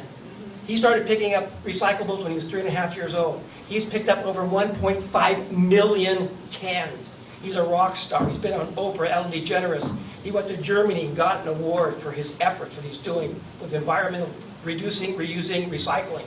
There are more Ryan Hickmans, and they would come to this park. Thank you. Thank you. All right, I hope you didn't get comfortable, Robert Schoner. Because you're up. That was quite a setup. This is regarding Linda Lane Park. Thank you. Yes, I used to go by Bob, but I put down my formal name.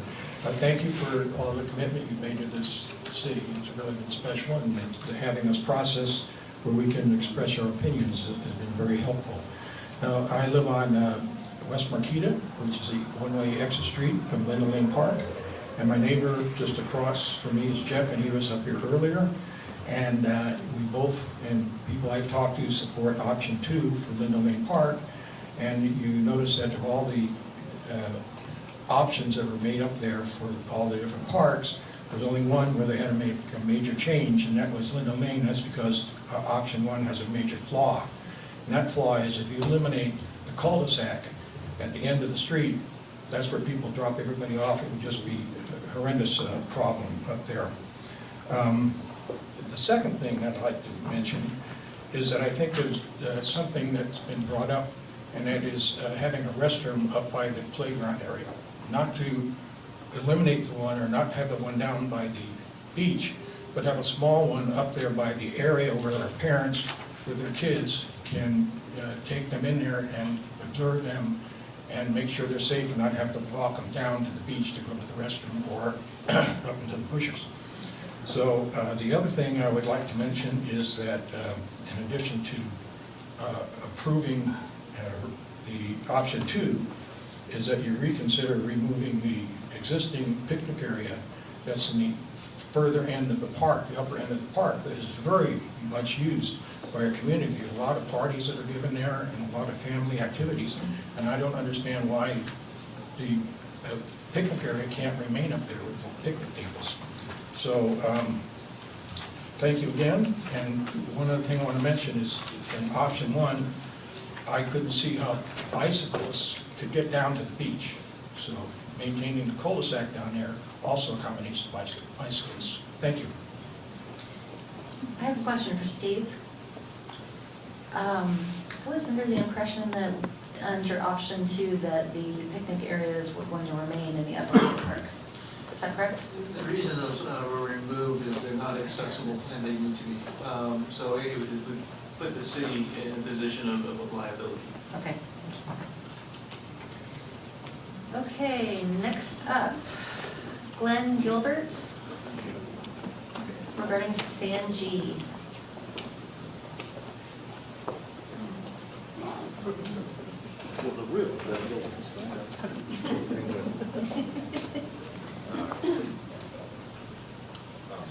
Yeah, I want to also thank you for being here and conducting this survey. I am a pickleball player. And I'm really grateful that there's been a second revision of pickleball for Steed Park. And I second whoever said it before. It's like, I'd like to know some timelines on that, because I do, and many of us like playing pickleball and like showing up. The community is really where it's at for me and others. So please carry on Plan 2. Don't eliminate us right now from San Gorgonio, and we just need a place to play. Thank you. Okay, thank you, Glenn. All right, next up is Sharon Gecko. All right. Hi, my name is Sharon Gecko. Can you hear me? I've been a resident I've been a resident in the city for 30 years. I'm also a member of RSVP. So I've volunteered over 1,000 hours to the city. And I mentioned this only to show my commitment to the city, and I'm the current coordinator.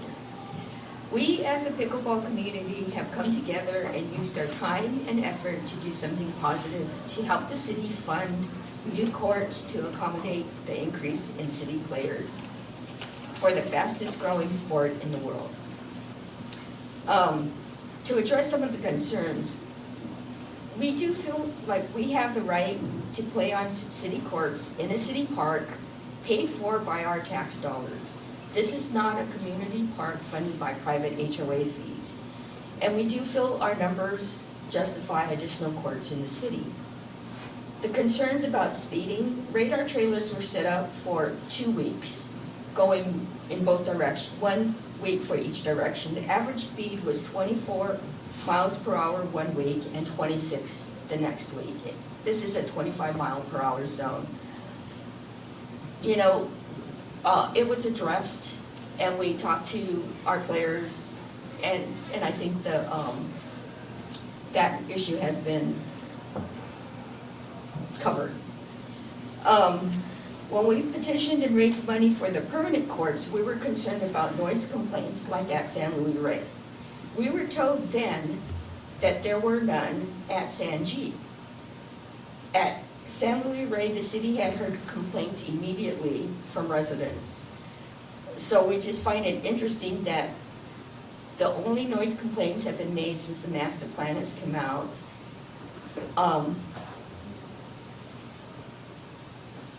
And then any other complaints have been made that they can think of.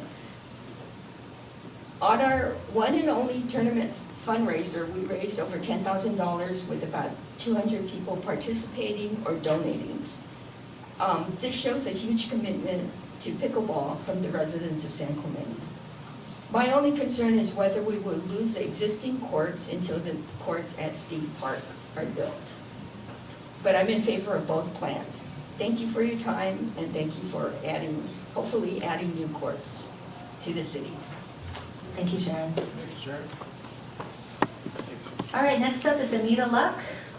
Subject is Linda Lane and Steed and San Gorgonio.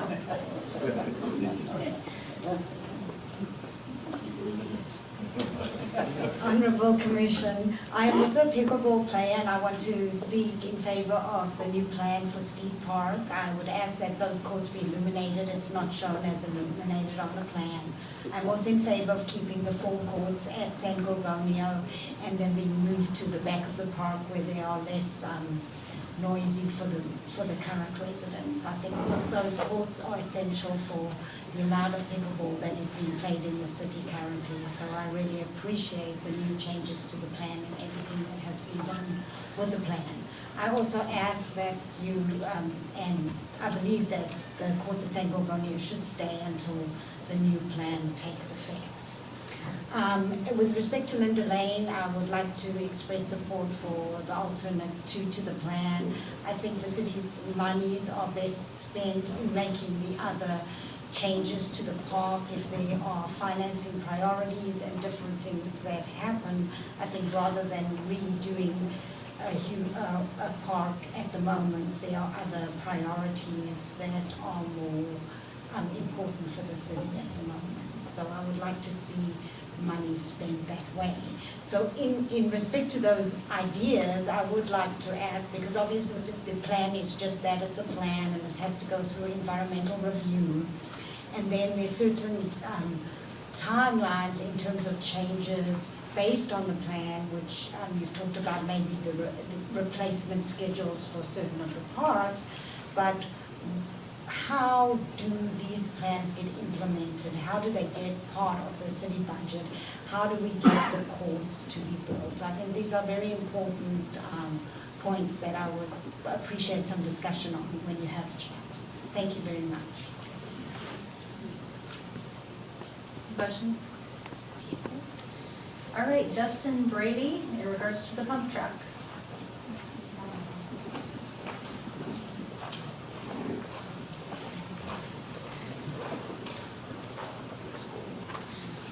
Hello, thanks for allowing me to speak today. I stood in either this room or the room over there about 8 to 10 years ago in one of these meetings and brought up the idea of a pump track, and nothing really ever happened there, probably a little bit too early, but I was pretty thrilled to read about the addition of pump tracks to the city of San Clemente. You know, it's never too late. There's a lot of them going on around the country and the world for that matter. I've been thinking for a long time the corner spot next to the skate park would make a great spot. I had no idea they had a BMX track planned there. But the other 2 spots are also pretty great. One of them could be a little bit small, but understanding that it's for kids is pretty cool. Also, what I'm here to kind of say is I work for the largest bike company. I'm the head of marketing and work for the largest bike company in the world, really. And Brandon had sent an email where I had, where he's just offering help, and I was kind of on that email. Nothing really came of it, but I want to put myself out there. I put my email on that card for a reason, because I can be a great resource to kind of help you guys. I mean, if it ever comes to fruition and you need help finding the right people to build it, or figuring out ways to make things, build it at less of a cost, there's always a way. I'm in the middle right now of sponsoring a film project with the company to document Los Angeles County is building an inner city pump track through the Grow Cycling Foundation. But the video we're going to sponsor is quite a bit, but depending on who you partner with or what you got going on, people want to be documented, and they'd be maybe willing to give less cost to be a part of that. But anyways, the last kind of point I wanted to make is about pump tracks. I'm sorry if it was Roberto there. I was speaking about it's a great learning point. It is. Pump tracks, if it was true that some of these things were being built because out of an insurance risk or concerns. You can't really get out of control in a pump track. Yes, anything can happen, but your speed is a variable of your skill. And so when you look at it's kind of amazing what's happened to San Clemente. I was riding by myself in the hills 20 years ago. To see what's going on now is kind of just mind-boggling to a certain degree. But the pump track will build skill for the youth for when they eventually go to the mountains or go ride, they'll be better safe. I think they'll be more safe overall. But anyways, for the pump tracks, thanks. If you need help, please reach out. I have a quick question/comment. Dustin and I would be interested in talking to you. I see what company you work for. One of my kind of pet projects here is exploring collaborations and other ways of funding things. So I'd be interested in talking to you on the side. Yeah, no So problem. I'll look for an email from Teresa or so. Yeah, no problem.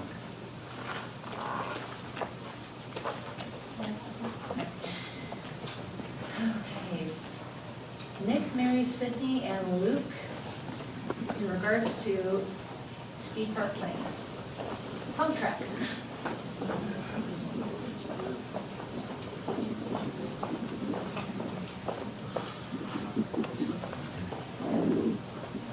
Hello, my name is Nick Milsek, and this is my son Luke. Hello. And we're in support.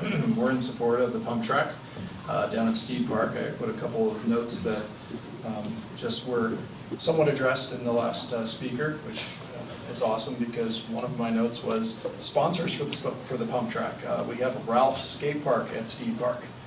There are massive bike companies that, due to the proximity of what could be a completely set up by the community, pass through every single phase of vetting by the attorneys, etc. They can get their name on it, put their big plaques up, keep them there in perpetuality in a one-time donation to get it built. Wow, opportunity. He just said it, okay, and that's his profession. So to me, I thought, oh my gosh, this is a golden opportunity. We do live in town. In the regard of the pump track itself, I know that the proposal is for a dirt pump track. I've traveled to, I think I counted back there, 8 states, riding pump tracks, doing all this. My kids have gone with me on family vacations. We do all that. My only concern is making sure that that pump track is done by the right people so that it doesn't come out with some flaws. If you've ever heard of skate parks, when they say it's janky, that means that the transitions are weird. When you go up, it bucks you, it throws you, and all of a sudden it's, yep, too bad, spent a lot of money, didn't work. So the commission that gets on that, if it's his commission, I'm hoping they look for outside help because I think that's going to really make the product that comes out of this be amazing. Next, I would say, I wanted to explain for you guys on the commission the normal, because there were a lot of comments about professional and expert and beginner and intermediate. Well, I do skate park also. We ride bike parks. We've been all over. And the general rule when you're in those, the older kids and bigger riders are just watching out for the little ones. It's this kind of rule that's there. You're always going to have people in a surf lineup that are jerks or something. You kind of just migrate away from them. I have not seen that necessarily at skate parks or pump tracks. If anything, it's the little ones that get to the edge and we all stop and just like, oh my gosh, that's a 3-year-old running on their scoot bike doing the whole pump track. And to answer a little more on the pump track, it's all smooth lines. There's no drops, there's no necessity to jump, it's flowing. You can ride a skateboard on them, okay? And so when you ride a skateboard through it, you don't have to do anything. So that part has been amazing to see. So that hopefully will help you guys kind of get an understanding, as I've not seen you at Ralph's Skate Park when I've been there. So I figured that might be something to help. And the other thing I want to just commend on the council whole process is we're really looking for these guys as users. I know pickleball, a loud sport, etc. I'm a sports physical therapist. So I'm just commending that we're looking to the future for what the next sports are. Thank you. Thank you. All right, next up is Mike McAllister regarding pickleball courts.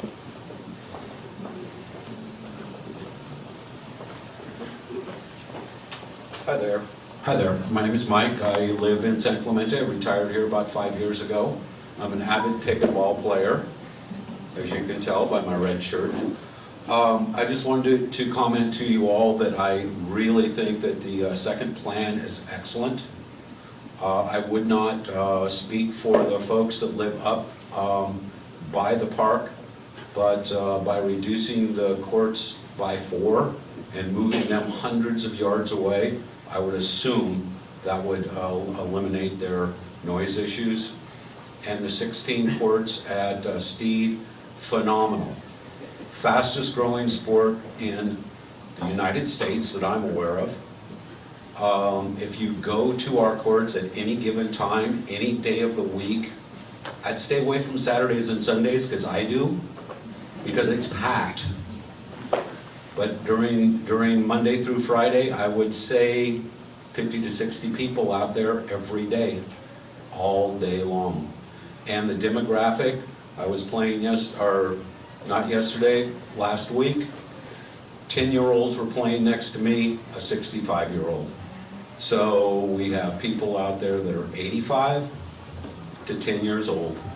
And I think that probably for the utilization of our parks, if you take a look at the utilization of our parks, pickleball is probably one of the biggest draws we have to our parks. So thank you very much. I think it's an excellent job that you've done, and I appreciate you all very much. Thank you. Thank you. All right, next up is Vern West in regards to the park plan update.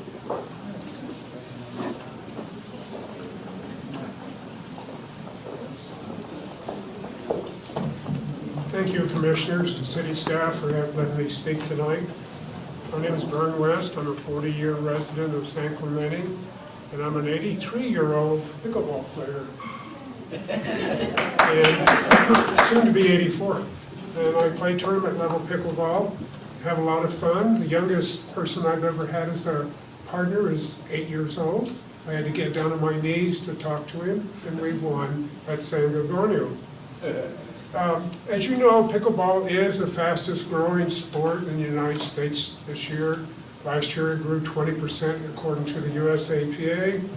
And I help, as assistant coach, teach the seniors at San Clemente classes at San Gorgonio.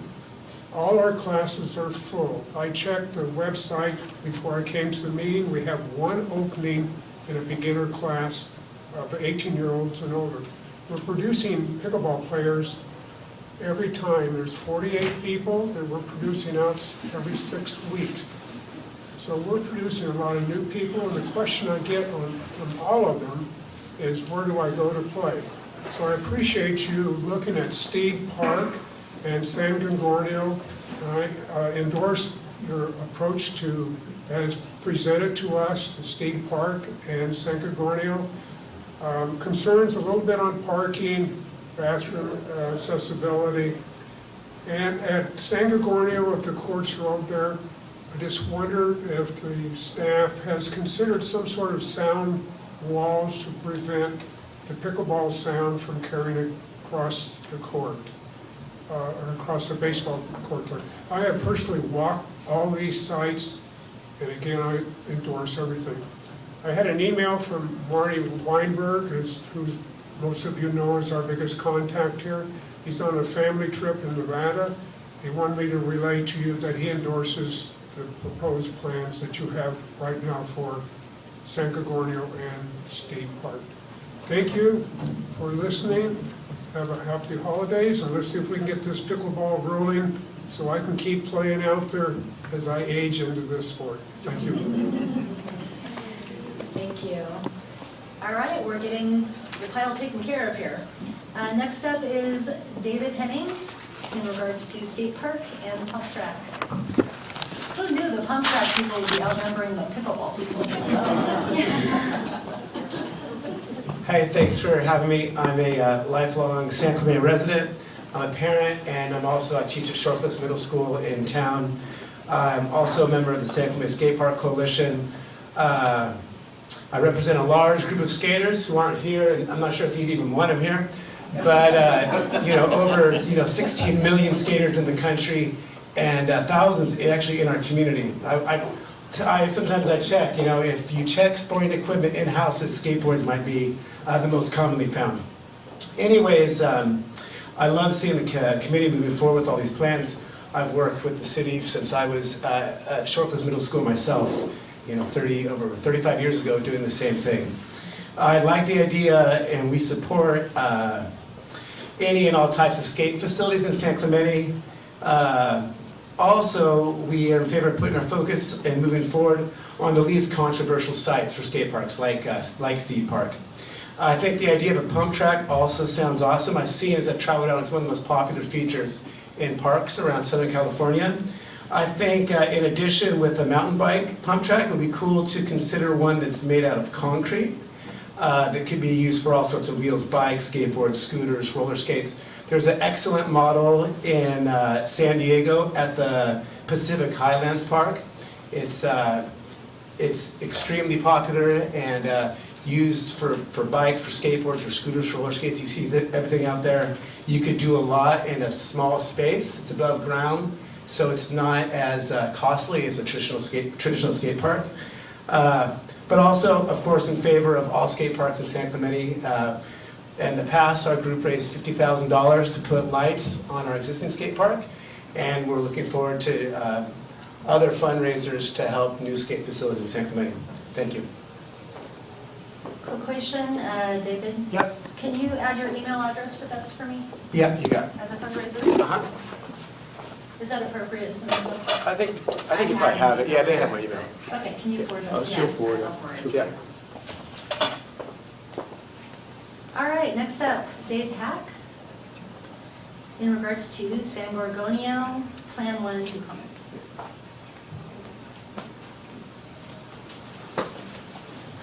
With the dinner.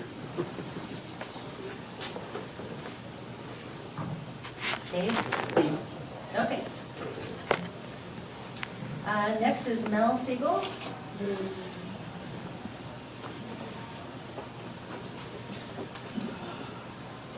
Thank you, all commissioners, for what you've done so far. I know Mari and I have worked with you guys for 3 years on these projects. I think you've done a wonderful job. I think the plan that you've come up with is terrific. I'd like to know if we have lights on the plans at Sneed, Steve? Currently, they're not shown, but we could add that. Okay. It goes to the old saying, if you build it, they will come. If you light it, will come and stay longer. We only get to play till about 4:30 during the winter, and we will stay a lot later if we get lights. And I think the first thing that we started working on fundraiser was 4 lights at the community. I submitted a letter to Samantha, and she told me she was sending it to you guys, so I'll eliminate all those comments as well as the others that have already been made. It seems I've heard from some of the commission tonight, we're wondering how fast is pickleball growing. I'll give you an example. There's a city in Florida called The Villages. 2 years ago, they had 100 pickleball courts. Today, they're approaching 200 pickleball courts, and they serve a community of 70,000 people. So that's quite impressive. This week, as a matter of fact, today we finished our nationals in Indian Wells. We had 2,250 participants that played. Those are not spectators, those are players. So that's how quick this sport is going.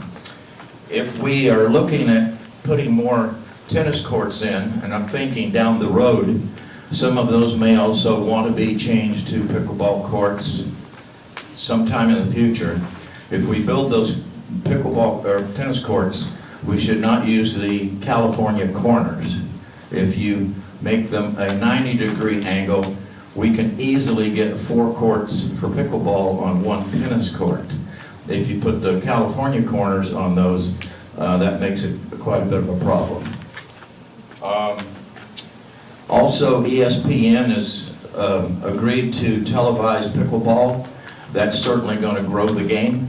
On December 29th, they will be starting at 1:30. They'll have a 3-hour program related just to pickleball. So you can, I'm just telling you that for down the road, we might be looking at keeping spaces available for additional courts. I'm an ambassador for Orange County for pickleball. If there's anything I can do to help you guys, I'd be more than happy to do it, and you can reach me through Marty. Thank you very much, and I think you've done a wonderful job with the plans. All right, next up, Susan Ambrose. Subject is San Gorgonio and Linda Lane. Did she step up? It's you. Susan? Susan, you're up.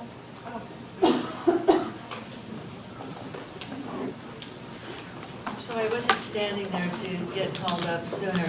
I just was frozen. I was in that chair and I was just melding right into it, so I had to stand up and walk around. Anyway, I want to compliment all of you tonight. What a joy our new commissioners are getting to have their own think tank. Isn't that wonderful? What great ideas are coming your way for you to consider and look at and think, wow, I didn't think of that, or oh, that really adds to what I'd like to accomplish here. I think that's wonderful. I just have two questions and two observations since I've participated in these open houses, if you will, on the parks. One is Linda Lane, and I concur with the people that are asking for an extra bathroom in the children's playground there. It's so hard when you've got a child and they have to go to the bathroom right away in the middle of play and try to slide down the slide and not have an accident and all of those things. And, you know, just because the child is 4 or 5 or 2 or 7 or however old, you know, they feel that embarrassment if they wet their pants.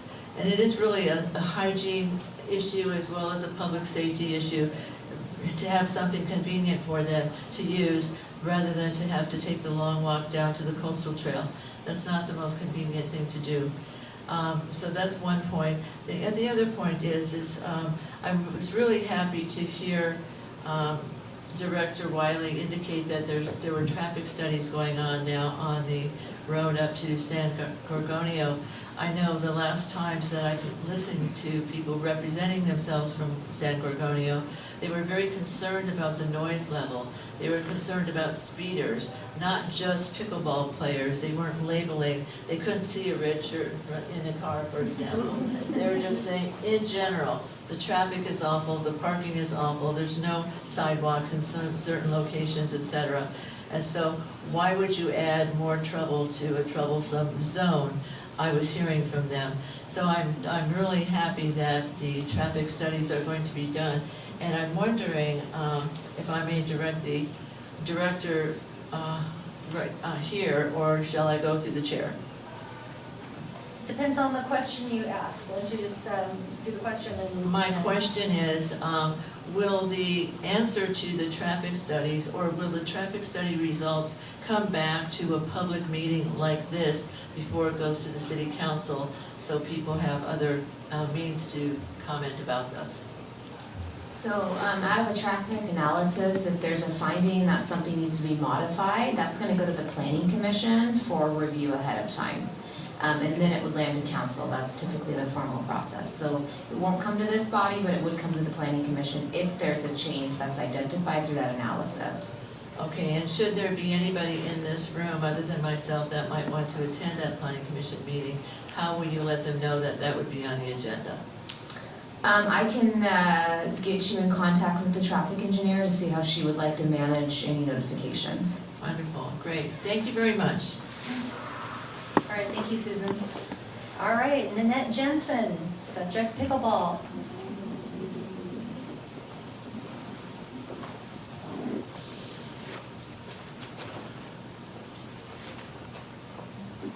Good afternoon, Commissioners. My name is Nanette Jensen. I live in San Clemente and I've been a resident since 1995. And I just wanted to voice my support of the 16 lighted courts at Steve Memorial Park and the 4 courts at San Gorgonio Park lighted. And I wanted to thank you also for all your hard work and your time. Good evening. Thank you. Succinct. Catch up, I'm going to take some notes. All right, unless we have more that have been collected, we'll bring up Susan DiStefano, subject San Gorgonio Park.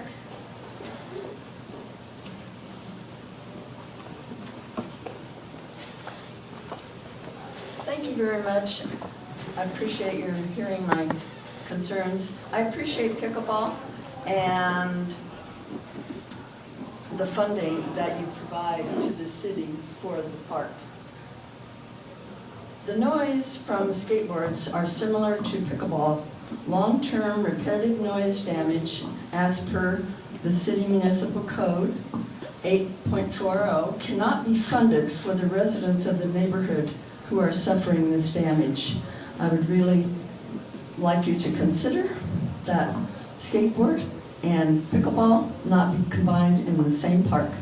And I appreciate the fact that you have moved some of the pickleball to Steve Park, but when I was originally hearing what your city plan was, it was for 5 to 10 years before some of these architectural or the master plan needs would be met. That is a long time. Thank you very much.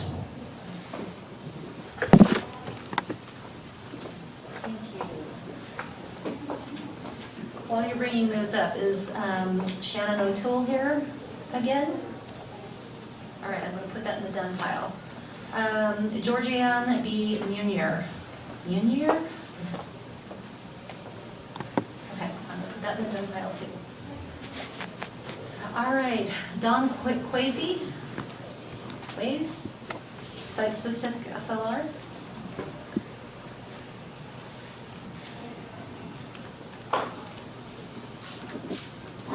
Evening, Don Quincy, San Clemente. I'm representing San Luis Rey. My main concern, first off, is that this was a general plan from the Centennial that I want to know, make sure that that was inputted in some of this new report we're doing. San Luis Rey doesn't need a dog park. Put the pickleball back in there. That'd be the thing that I'd like. Noise for dogs versus that. Thank you very much.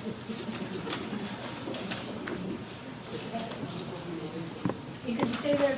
Well, so the next two are, well, the next one was also Dawn. So we're just going to put that there because he walked out. And lastly, full name is homeowner. I think this is the same printing. I'm going to say this is Dawn as well, saying no dog park.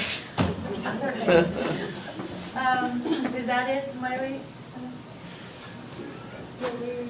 Okay, so, gosh, now I have to reread what we're doing next. So with that, we're going to close the public input session and move into commissioner comments and recommendation. Can I make a suggestion for how we do this, since we are time constrained? Instead of trying to take votes and come up with a consensus for each park, can we just recommend that all comments and recommendations be forwarded to the city council? That's up to the commission, if you guys have. You just said that, was that you talking? Okay, all right. No, I don't understand what you mean. So instead of coming up with a consensus on each park, what we want to recommend, I move to include all comments and recommendations being moved forward to the city council. Even if we disagree with each other, just provide that as a comment? Yep. So let's give me an example so I really understand. So let's say Linda Lane, I like the last plan, but add a restroom. Yeah, let's go through Like park that? by park and you just make your If comments. you say something like that, I'll agree, but I you gotta think for clarify. council, it might be helpful to have a vote on each park site. Yeah. Just to clarify and bullet it, and they will get a copy of the minutes that go through this meeting, so they'll see your comments as well. So let's start with San Gorgonio Park. When we're voting, but when we're voting, are we voting on the concept or are we voting with our, because we might have different recommendations. Right. So how does that work? So we're just going to go through this park, and I'm going to go by commissioner to add their comments. When we're done with that, we can, like I said, this is going to be a little lengthy if we do it this way, but we can, take a vote for, or, somebody can make a motion for certain recommendations. Is that how you guys want to do it? Yeah. Or can you just go around to us and say, okay, because we're all familiar with it, we read it. Mm-hmm. All right, so Aaron, I say I agree with all But this one here, I say add this, and this one here, add that, and then I'd be done. I would do that. You should do park by park. Okay. Yeah, we're doing park by park for sure. All right. All right, let's start with San Gorgonio Park. John? The only thing I could see on that would be to take out the lights on the tennis courts. Relieve that from the neighborhood. Okay. Shereen? On San G, I'm supportive of all the elements proposed in the plan. I do agree that maybe the lighting on the tennis courts is not needed. Okay. It is hard to hear you. Oh. Should I repeat what I said? Yeah. I said I was in support of all the elements proposed on the San G plan, including the 4 additional pickleball courts. And I thought that taking the lights out of the tennis area, since that's an existing, they don't have lights and might not be needed, that I'm supportive of that. Anything else? None. Huh?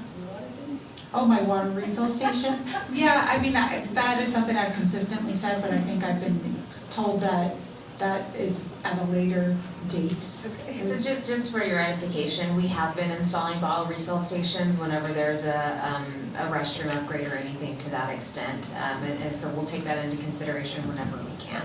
Yeah, and recycle containers too, at the parks. I don't think those are there. So we have one for recycle. Okay, Rob? Yeah, I agree with take out the tennis court lights, and I also noticed when I walked around there the other day that the bleachers for the baseball courts, I'm glad people brought that up today, because I just thought it was silly where they're located now, where they really don't have good views of what they came to see. So I would like something in the design that says we're going to fix them. Okay, so better visibility. I would agree with that. That is a problem. I'll add you on better visibility for bleachers. Okay. Anything else, Rob? All right, Aaron? So I don't discriminate from tennis and pickleball. The lighting won't be an issue over there with the pickle courts, right? Pickleball courts? So the 4 pickleball courts that are Should I going be in asking are away from the residents. It's next to the freeway. Okay, I agree with the plan, but I would say maybe there should be some hours of operation so they're not playing late, if there's noise a problem. Have it where they stop at 10 p.m. or something when people are sleeping, something like that, maybe some signage. But, Okay. that'll be it for that one. All right, I'll go last. I support the elements as they are proposed in the second draft. Oh, I'm sorry. I'm so sorry. I'm so sorry. I was trying to be nice here. God. Yeah, Go so ahead. the only thing I can see about the lights is, if you're gonna light one, then you shouldn't discriminate, not like the other. I understand the tennis courts are more near the living space, but you may maybe have the tennis courts lit and maybe limit the days so that they wouldn't be every night, but you might get somebody in the tennis community going, hey, how come the pickleball courts have lights and we don't have lights? So that would just be my concern there. Okay, anything else on San G? The only other thing is, I don't really understand what a skateboard plaza is. Is that just, it seems like it's small and it seems like it's not, like one comment was out there that the kids aren't gonna just stay there, they're gonna go off anywhere and they're gonna go on the basketball courts anywhere. It's just to try and keep the kids there, but it seems like it might be too small. Could you help me on that? Yes, so a skate plaza is geared towards the street style of skating. The thought process being that if you construct something that is more challenging and more fun to skateboard on, that you will keep the people in that area. I mean, as a former skateboarder, not as spry as I once was, You know, the thought of riding on a basketball court is not something that would be fun if you want to challenge yourself. So Skate Plaza has things like low rails, stairs, a lot of the things that traditional skateboarding, you know, kind of what you would do, you know, in the infancy of skateboarding, but you get chased off of the middle school, the high school. It's a formalized treatment of that in a controlled environment. Okay, and the size, it doesn't look very big, but I'm not quite, how much area is it? It is not a large space. You know, these kind of skate plazas can be very large in terms of multiple acres, or they could be smaller interventions like the one we're proposing. The one that we're proposing is not dissimilar to two others in Southern California that are low use. Okay, yeah. Okay. Yeah, I don't have a problem with that. Okay. Cross that one out. All right, so I can go last now. As said before, I accept all the different components for CNG. And specific to the pickleball courts, I think for long-term, for the 4 courts that are proposed for the east side near the freeway, I'd like to see us look into noise abatement netting. And I think also in the interim, being that 10 years is going to be a while, that we may see if we can look into some of those immediately. The other part of having the pickleball exist for a while on that west side, looking at going to City Council to enact an 8 a.m. to 8 p.m. Play hours. That'd be my recommendation for there.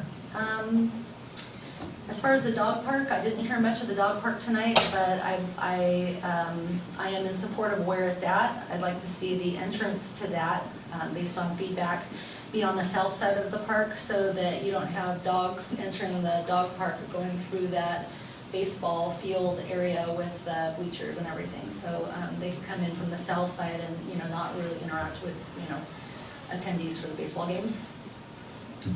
That's it. So do we want to take a vote on some of these things to move forward? Tennis courts with no lights. If you want to see tennis courts with no lights as a recommendation, let's go around and say aye. Aye. Aye. Aye. Aye. Nay. We can do it with a collective vote, maybe. So what you might want to do is, again, this is hypothetically, a commissioner can make a motion to approve the second draft conceptual plans for San Gorgonio with the following amendments, and then we would list those out. Then it's one vote, and you can vote yea or nay. Okay, and we all pretty much approve the second draft plans. Yes. With concessions, okay. Okay, so I'd like to make a motion to approve San Gorgonio's second draft plan with the following exceptions. Tennis lights will not have lighting. I'll second that. Okay. Think you'll list all the items now? Yeah. Yep. Yeah. So tennis light concession, we started to vote on that, but it was an aye, and aye. I just didn't agree with it because I wasn't clear on tennis having it versus pickleball, so I'm a nay. Okay, you're a nay. So we have that as a recommendation for no tennis lights, 4-2. Okay.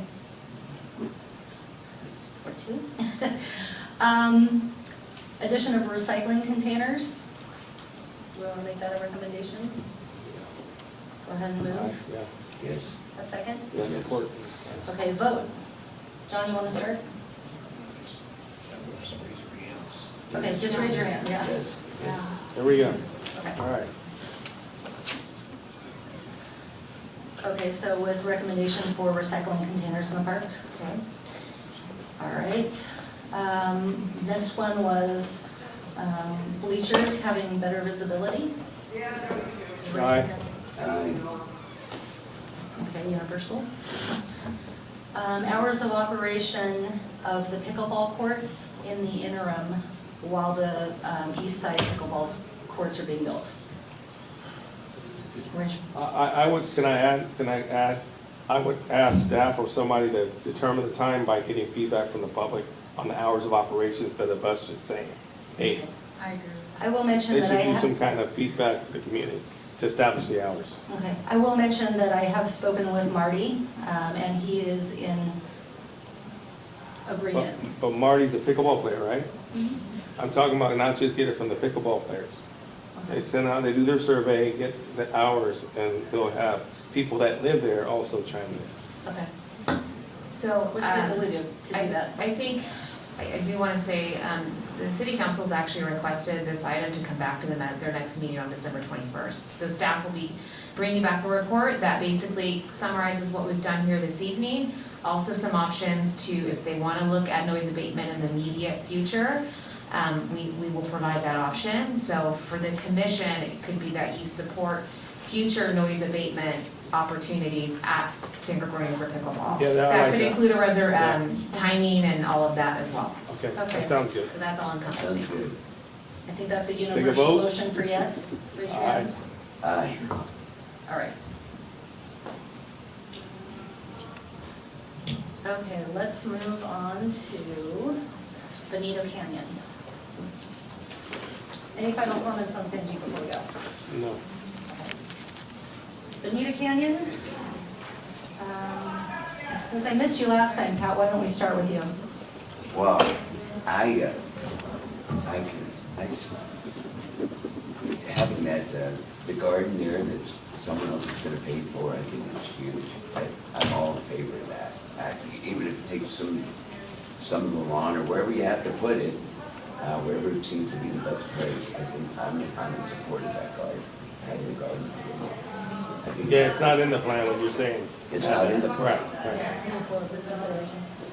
John? No, that would be the only thing. Same, so you'd like to see the Terra garden? Sure. Okay, Jareen? Same, I'm in support of the food garden. Okay. Rob? Same. Okay, Aaron? I would say the garden, and also I concur with the 2 tennis courts. Having 2 tennis courts vice the multi-course versus the other. That was kind of spot on, so that's just my opinion. I do have a question about the multi-courts, because I thought that was an interesting point. Do we have any existing multi-courts in San Clemente, and have they been successful? The only ones we have are San Gregorio, where it's a tennis and a pickleball combination, and I think most of the folks here know that tennis has really just not even been able to play there because of the popularity of pickleball. But we don't have any other multi-lined courts. Okay. Do you know, have any, is that a common thing though for cities to experience, is that if you do put a multi-court, you end up having competing interests and not much use at all? Yes, that's very typical, and that was one of the concerns, and even when we addressed San Gregorio several years ago, is how do we work on the enforcement and the management of those dual-lined courts, and it's not a perfect system unless you have a fully staffed facility that's there to regulate it every hour of the day, and that's not likely. So flex courts are good in theory, but can pose some enforcement and policy issues as well. Okay, thank you. Okay. I'd like to make a friendly amendment to Aaron's proposition of having 2 tennis courts. I agree that the multi-courts are maybe a little bit confusing and might not get as much play or as much continuity. But there are 2 courts there, so I propose that we make one a tennis and one a pickleball. With junior. Okay, I wasn't confused. With junior lines, yes. Yeah, I wasn't confused. I was just, in the military overseas, that's what we have. We have multiple courts like that.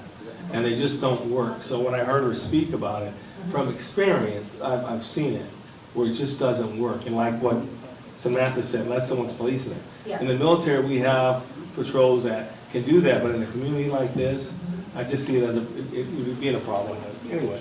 My amendment agrees with you on that. Okay. So I'm just saying, there's We're 2 in violent courts there. agreement. Have one dedicated for pickleball and, one dedicated for tennis, only with junior lines. And there's 2 basketball courts down by the Boys and Girls Club, right? Oh, okay, so there's that for I'm sorry, only- so you're probably right. I misunderstood. One was already a pickleball and one was tennis? That's what So as it exists today, they are both tennis courts. That's what I One thought. is closed. Staff are aware that there are some temporary lines that have apparently been placed by some rogue users of the offline tennis court, if you will. Right. I think through the public input process, we heard that people like that space for pickleball. However, I don't know that there's been a discussion to make it permanent pickleball. I think that's where it's always been this flex court option. So we've not really had that conversation. Steve, do you have any? Yeah, the public comment that we received actually for the flex court was actually more related to the local residents feeling they didn't have access to use the court for things that they actually wanted to use it for, which was things like roller skating and skateboarding. So for them, the flex court wasn't pickleball versus tennis, it was skateboarding, roller skating, you know, the ability to say that this is not exclusively used for tennis and therefore your uses aren't allowed. So on that note, we do not allow roller skating or skateboarding on our court surfaces because of the damage that will occur. So if that's in light of that, then really I don't know that a flex court's needed because we would do a flex court if it's basketball or pickleball or some other lined sport. Okay. I still stay with 2 tennis courts. Yeah, I think, we got. I'll withdraw my friendly amendment and go with 2 tennis courts. Yeah. Yeah. Good choice. I mean, the Two Boys tennis and Girls courts. Club has some pickleball, albeit it's indoors, but we do have some pickleball there. I'd say 2 tennis courts also. I would agree. Okay, so we've gone through everybody. We have 2 items to consider. Bonito Canyon needs to move forward with the Terra, or we're recommending that. So I think we're gonna look for a motion, sorry, I don't wanna cut you off, but I wanna make sure this is clear for minutes. Sounds like we're leaning towards a motion to approve the second draft conceptual plans for Bonito Canyon with the inclusion of supporting the Terra Garden concept and also converting the existing tennis courts to 2 tennis courts, not a flex court. That's correct. That's correct. Correct, thank you. Certainly. All right, with that, we can move on to Linda Lane. Well, We we need gotta to vote. Yeah, we need to vote on it, okay. I think we're all in. So all in favor with that motion? Sorry, who was the second? And I'll second it. yeah, sorry, somebody needs to make a motion too. I'll motion. No, I can't make a motion. That we, accept Bonito Canyon with the addition of the Terra Garden suggestion plus the both courts are tennis courts. I second that. Let's vote. Raise your hand. Unanimous. Okay, now we can move to Linda Lane Park. In a different order. Rob, you want to go first? Yeah, I would like to support option 2. I just think it's better, represents what the neighborhood wants and also preserves the really nice grassy area to the east end. All right, Pat. Yeah, I think it's kind of insane that there isn't already a bathroom up in that upper area. But I am in support of the second one, and there needs to be a bathroom like by the playground, absolutely. That should be the first thing, like yesterday. All right, Aaron? I support it with a bathroom added where the children play. Okay, you, John? Well, do you want me to make a motion? No, do you have any just comments at this No. point, recommendations? Did I get everybody? You did. Oh. All right. I'm actually an outlier here. I'm actually in support of option 1, only just because I really do believe in the connectivity of the park to the beach trail, and I think that also eliminates the need for having 2 bathrooms. And I do think with the additional, the turnaround spot, that did help with some of the residents' concerns with that, so. Okay, so you're in for the option 1. Yeah. And I'm sorry to interrupt. We are at 9 o'clock, and I do need a vote from the commission to continue the meeting past our 3-hour limit. Does somebody want to move to continue? I'll make a motion to continue. I'll second it. I'll second. Can we vote by show of hands? Go ahead. We're almost done. All right, moved. All right, so now that I have everybody on that one, I am of the opinion that option 2 better meets the needs of the community. I would like to make a motion to move forward with a recommendation for Linda Lane Option 2 concept with a bathroom, with a second bathroom. Second that. All right, vote. Let's move the vote. I think it was 5-1 or something. Okay, that passes 5-1. All right, Richard Speed Park. I'm just gonna go right down the line here. Okay, I like the plan. So you have the parking, you have the 16 pickle courts. Yeah, I like the plan, Lisa. Yeah.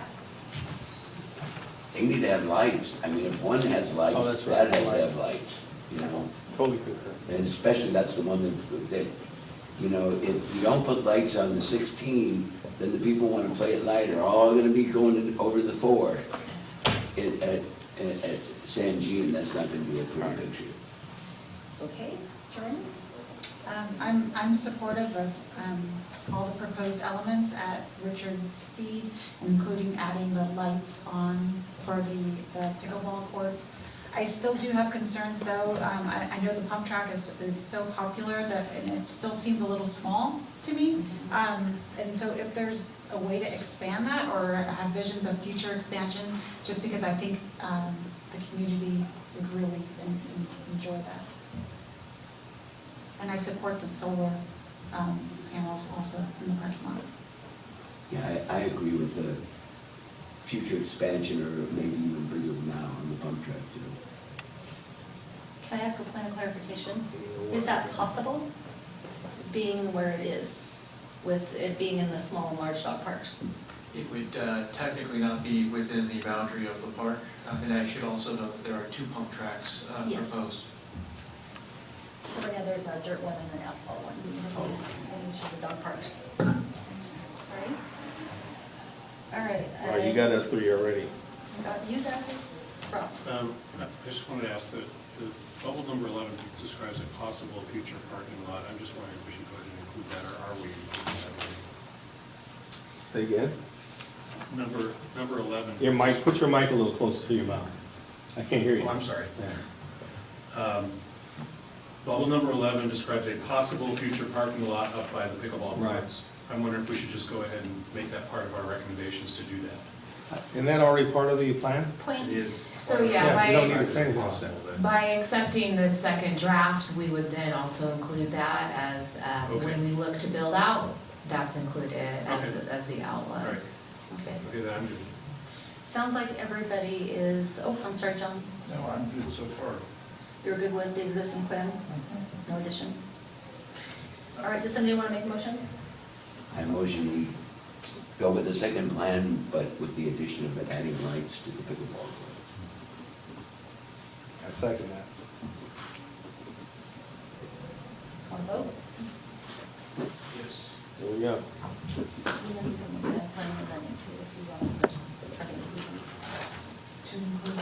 So is that 5-1 or is that? Extension and solar? Solar's already included on the second, on this plan, there's a reference to it. Oh, Yeah, there's a reference to solar on the plan, so it would be an amendment, right? Correct. Yeah. yep, so you would have them in that. Okay. Yeah. So what was the And result, what was the result of that vote? Was it 5-1?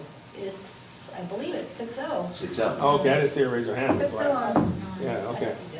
I did a little. So, all right, we are through our recommendations with the plan, and I'm gonna. Did you do? San San Luis Luis Rey is your last one. Oh! Right there, thank you guys. Sorry, didn't have dinner and it's getting late. All right. I'll go the opposite end. John, you want to start? I like it. Okay. Rob? No additional comments. Doreen? No comments. Pat? I'm looking at my notes. No comments. Aaron? No comments. All right, can I make a motion to accept San Luis Rey plan as proposed with no additions? Second. Vote? Aye. Passes 6. All right, now we can get back into it. Samantha, do we need to speak to anything else on commissioner comments? No, the next one I think is my communications. I have no updates. Then you'll go into the subcommittee component.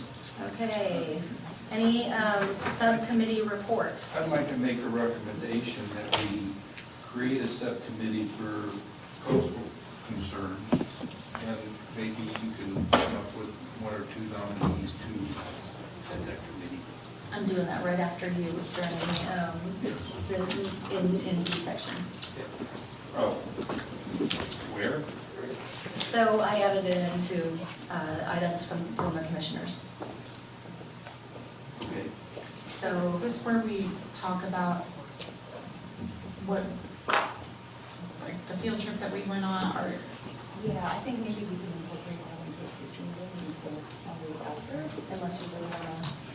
I mean, I could just keep it super, Okay, super brief. so go ahead. Okay, so just as a quick update on the coastal items, we contacted the city of Encinitas, and I arranged to meet with them and Commissioner Terry Rousseau and then Commissioner Ben Benyamal and myself went down there to visit the living shoreline and take a look at that effort that they went down there. It was very successful. It's something that we could possibly replicate here in the city, and it was really interesting and informative. So that's something that we did.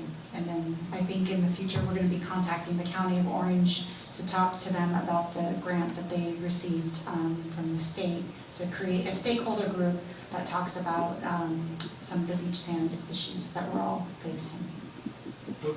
What I see is a living shoreline. I've never went out to look at one.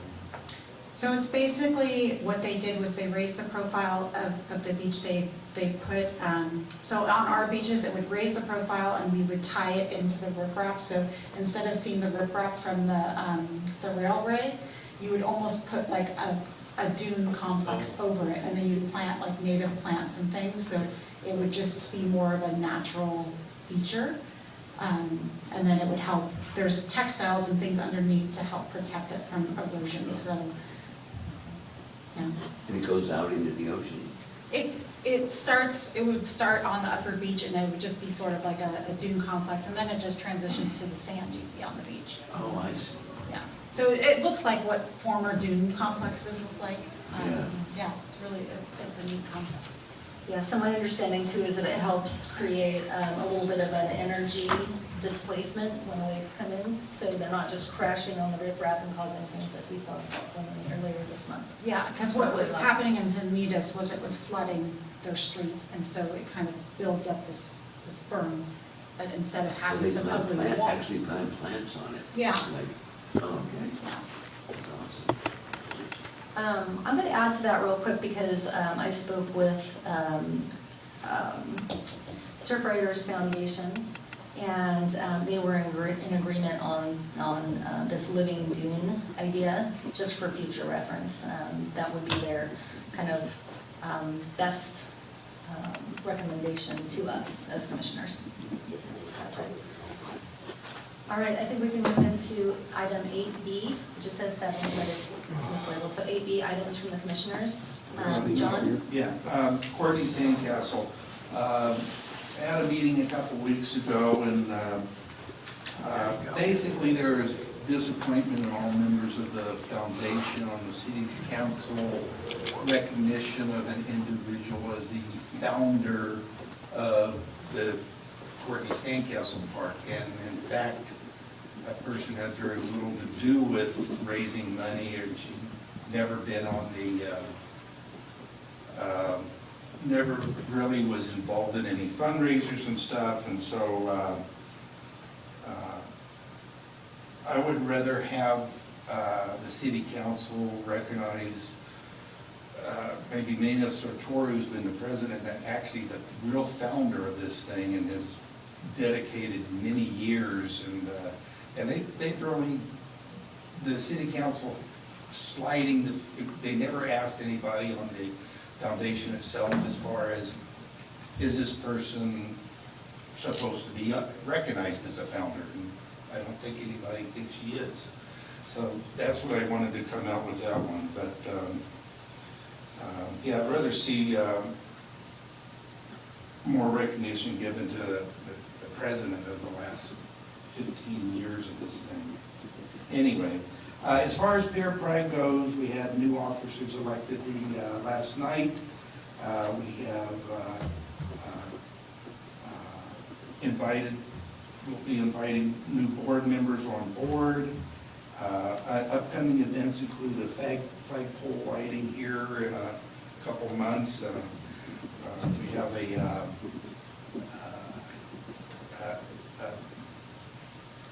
kind of a yacht rock cruise. We have a cruise, fundraiser cruise coming up here in May, and then we've had some real good success as far as fundraising so far this year, and really outdone our expectations. But and for those who've been down to the pier and stuff, you see how they've strung the lights out and stuff. That was never the intent. The lights were supposed to go underneath and stuff, so there's some work that needs to be done as far as city work crew and trying to figure out how to get that laid out. But that's my two things. Okay. Any other items from the commissioners? Yeah. Okay, so I would like to mention that our BP, our Beaches, Parks, and Recreation work orders were approved last month by the City Council. Part of that was the availability to nominate and have an official coastal subcommittee. So I'd like to take nominations for those subcommittees members now and vote on that. We can have up to 3, any more than that, and we break the rules as far as majority. So it has to be maximum 3 people. Well, I think, you know, the 2 members who've been involved in the coastal would be perfect. Would you like to nominate? Yes, both. Okay. Anyone else want to nominate? Nope. I agree with that. Julie and Ben, correct? Right. I'm in agreement with that. Unless there is, if there's someone else that wants to join. I'll be a third. Well, yeah, I was gonna say there's a third. Does anybody want to nominate for the 3rd spot? And we'll vote, but does Well, anybody there's- also want to be nominated for the subcommittee? Okay, we'll nominate Pat. Okay. Can we describe what this subcommittee is going to do? I mean, I think our primary focus is going to be on the beach sand, so really being a champion of the federal project, and then also this upcoming, you know, hopefully we're going to be doing a feasibility study at some point to identify solutions for our beaches to retain the sand. So these were the ideas like the living shoreline. We talked about potentially a cobble delta at the end, the south end of town, sort of these more natural structures that we could use to help retain the sand in place. And so we would be sort of shepherding that along with the city, and then also potentially, once this group gets going with the County of Orange, joining the stakeholder group and, you know, advocating, you know, the city of San Clemente's position with a lot of these things. And funding is also another sort of big unknown, because all this stuff is going to cost money, and we need to get, you know, a dedicated funding source. And there's good examples in San Diego and elsewhere of how they've done that. And so we need to strategize both internally and with the stakeholder group on those sorts of issues. And it could expand to other things, but I think that is our primary focus. And in the work order, it does mention that the coastal committee, subcommittee will present periodically to the city council to update and educate with options to augment the sand refurbishment project. Right, because Ben and I got in a little bit of hot water over the last, because we went to the city council meeting, and because we didn't really know the project was going to be on the agenda, but we wanted to bring forward some of the suggestions we had made for the last meeting, but because we hadn't formally voted to send Ben and I there, we had to speak as private citizens, and it ended up being a little bit hectic. So, okay, we have 3 nominations so far. Anybody else last call want to add their name or another name in? Yeah, add my name, it sounds pretty exciting. Aaron. Okay, let's do we need to make a motion on that, or do we just go to vote? You do need a motion and a second, and I don't know. So I move to nominate Jareen, Ben, Pat, and Aaron to the coastal subcommittee. You can only have 3 though. Yeah. Well, to nominate, we're gonna vote, right? So the top 3 would get it, right? I don't, I think maybe you vote 1%. One at a time? Okay. Yeah. So can I make do we need to make a motion Hey, individual? I'll bow out. Aaron can have it. You know what the balance is? If you want it, man. I mean, that's assuming actually Commissioner Benny Mocking wants to be involved. He's not here tonight, so I don't know. You know he does. For sure. I mean, I'm assuming he does, but I haven't, I think it's a safe assumption. yeah, I mean, that's why he came on the commission, so. Yeah. Can we vote him in without him being here? Yeah, because he wasn't Majority here. body. Well, he said the same thing to me, is that, yeah, that's what he's here for. All right, so, Pat, are you sure you wanna? Yeah, I'll bow out. Okay, I make a motion to nominate Jareen, Ben, and Aaron to the coastal subcommittee. Second. Third. Vote. Look at myself, that's good. Yes. Full of King James. That's a motion by Terry and a second by, Second. I heard Bandrick. I was gonna say, somebody seconded Okay. it. All right, show of hands, vote. Great. Unanimous. All right, so the part of the evening we've been waiting for, and that is, does somebody want to make a motion to adjourn to our next regular meeting on February 8th? I'll make a motion to adjourn. I'll second. So vote, show of hands. Yeah. All right. All right.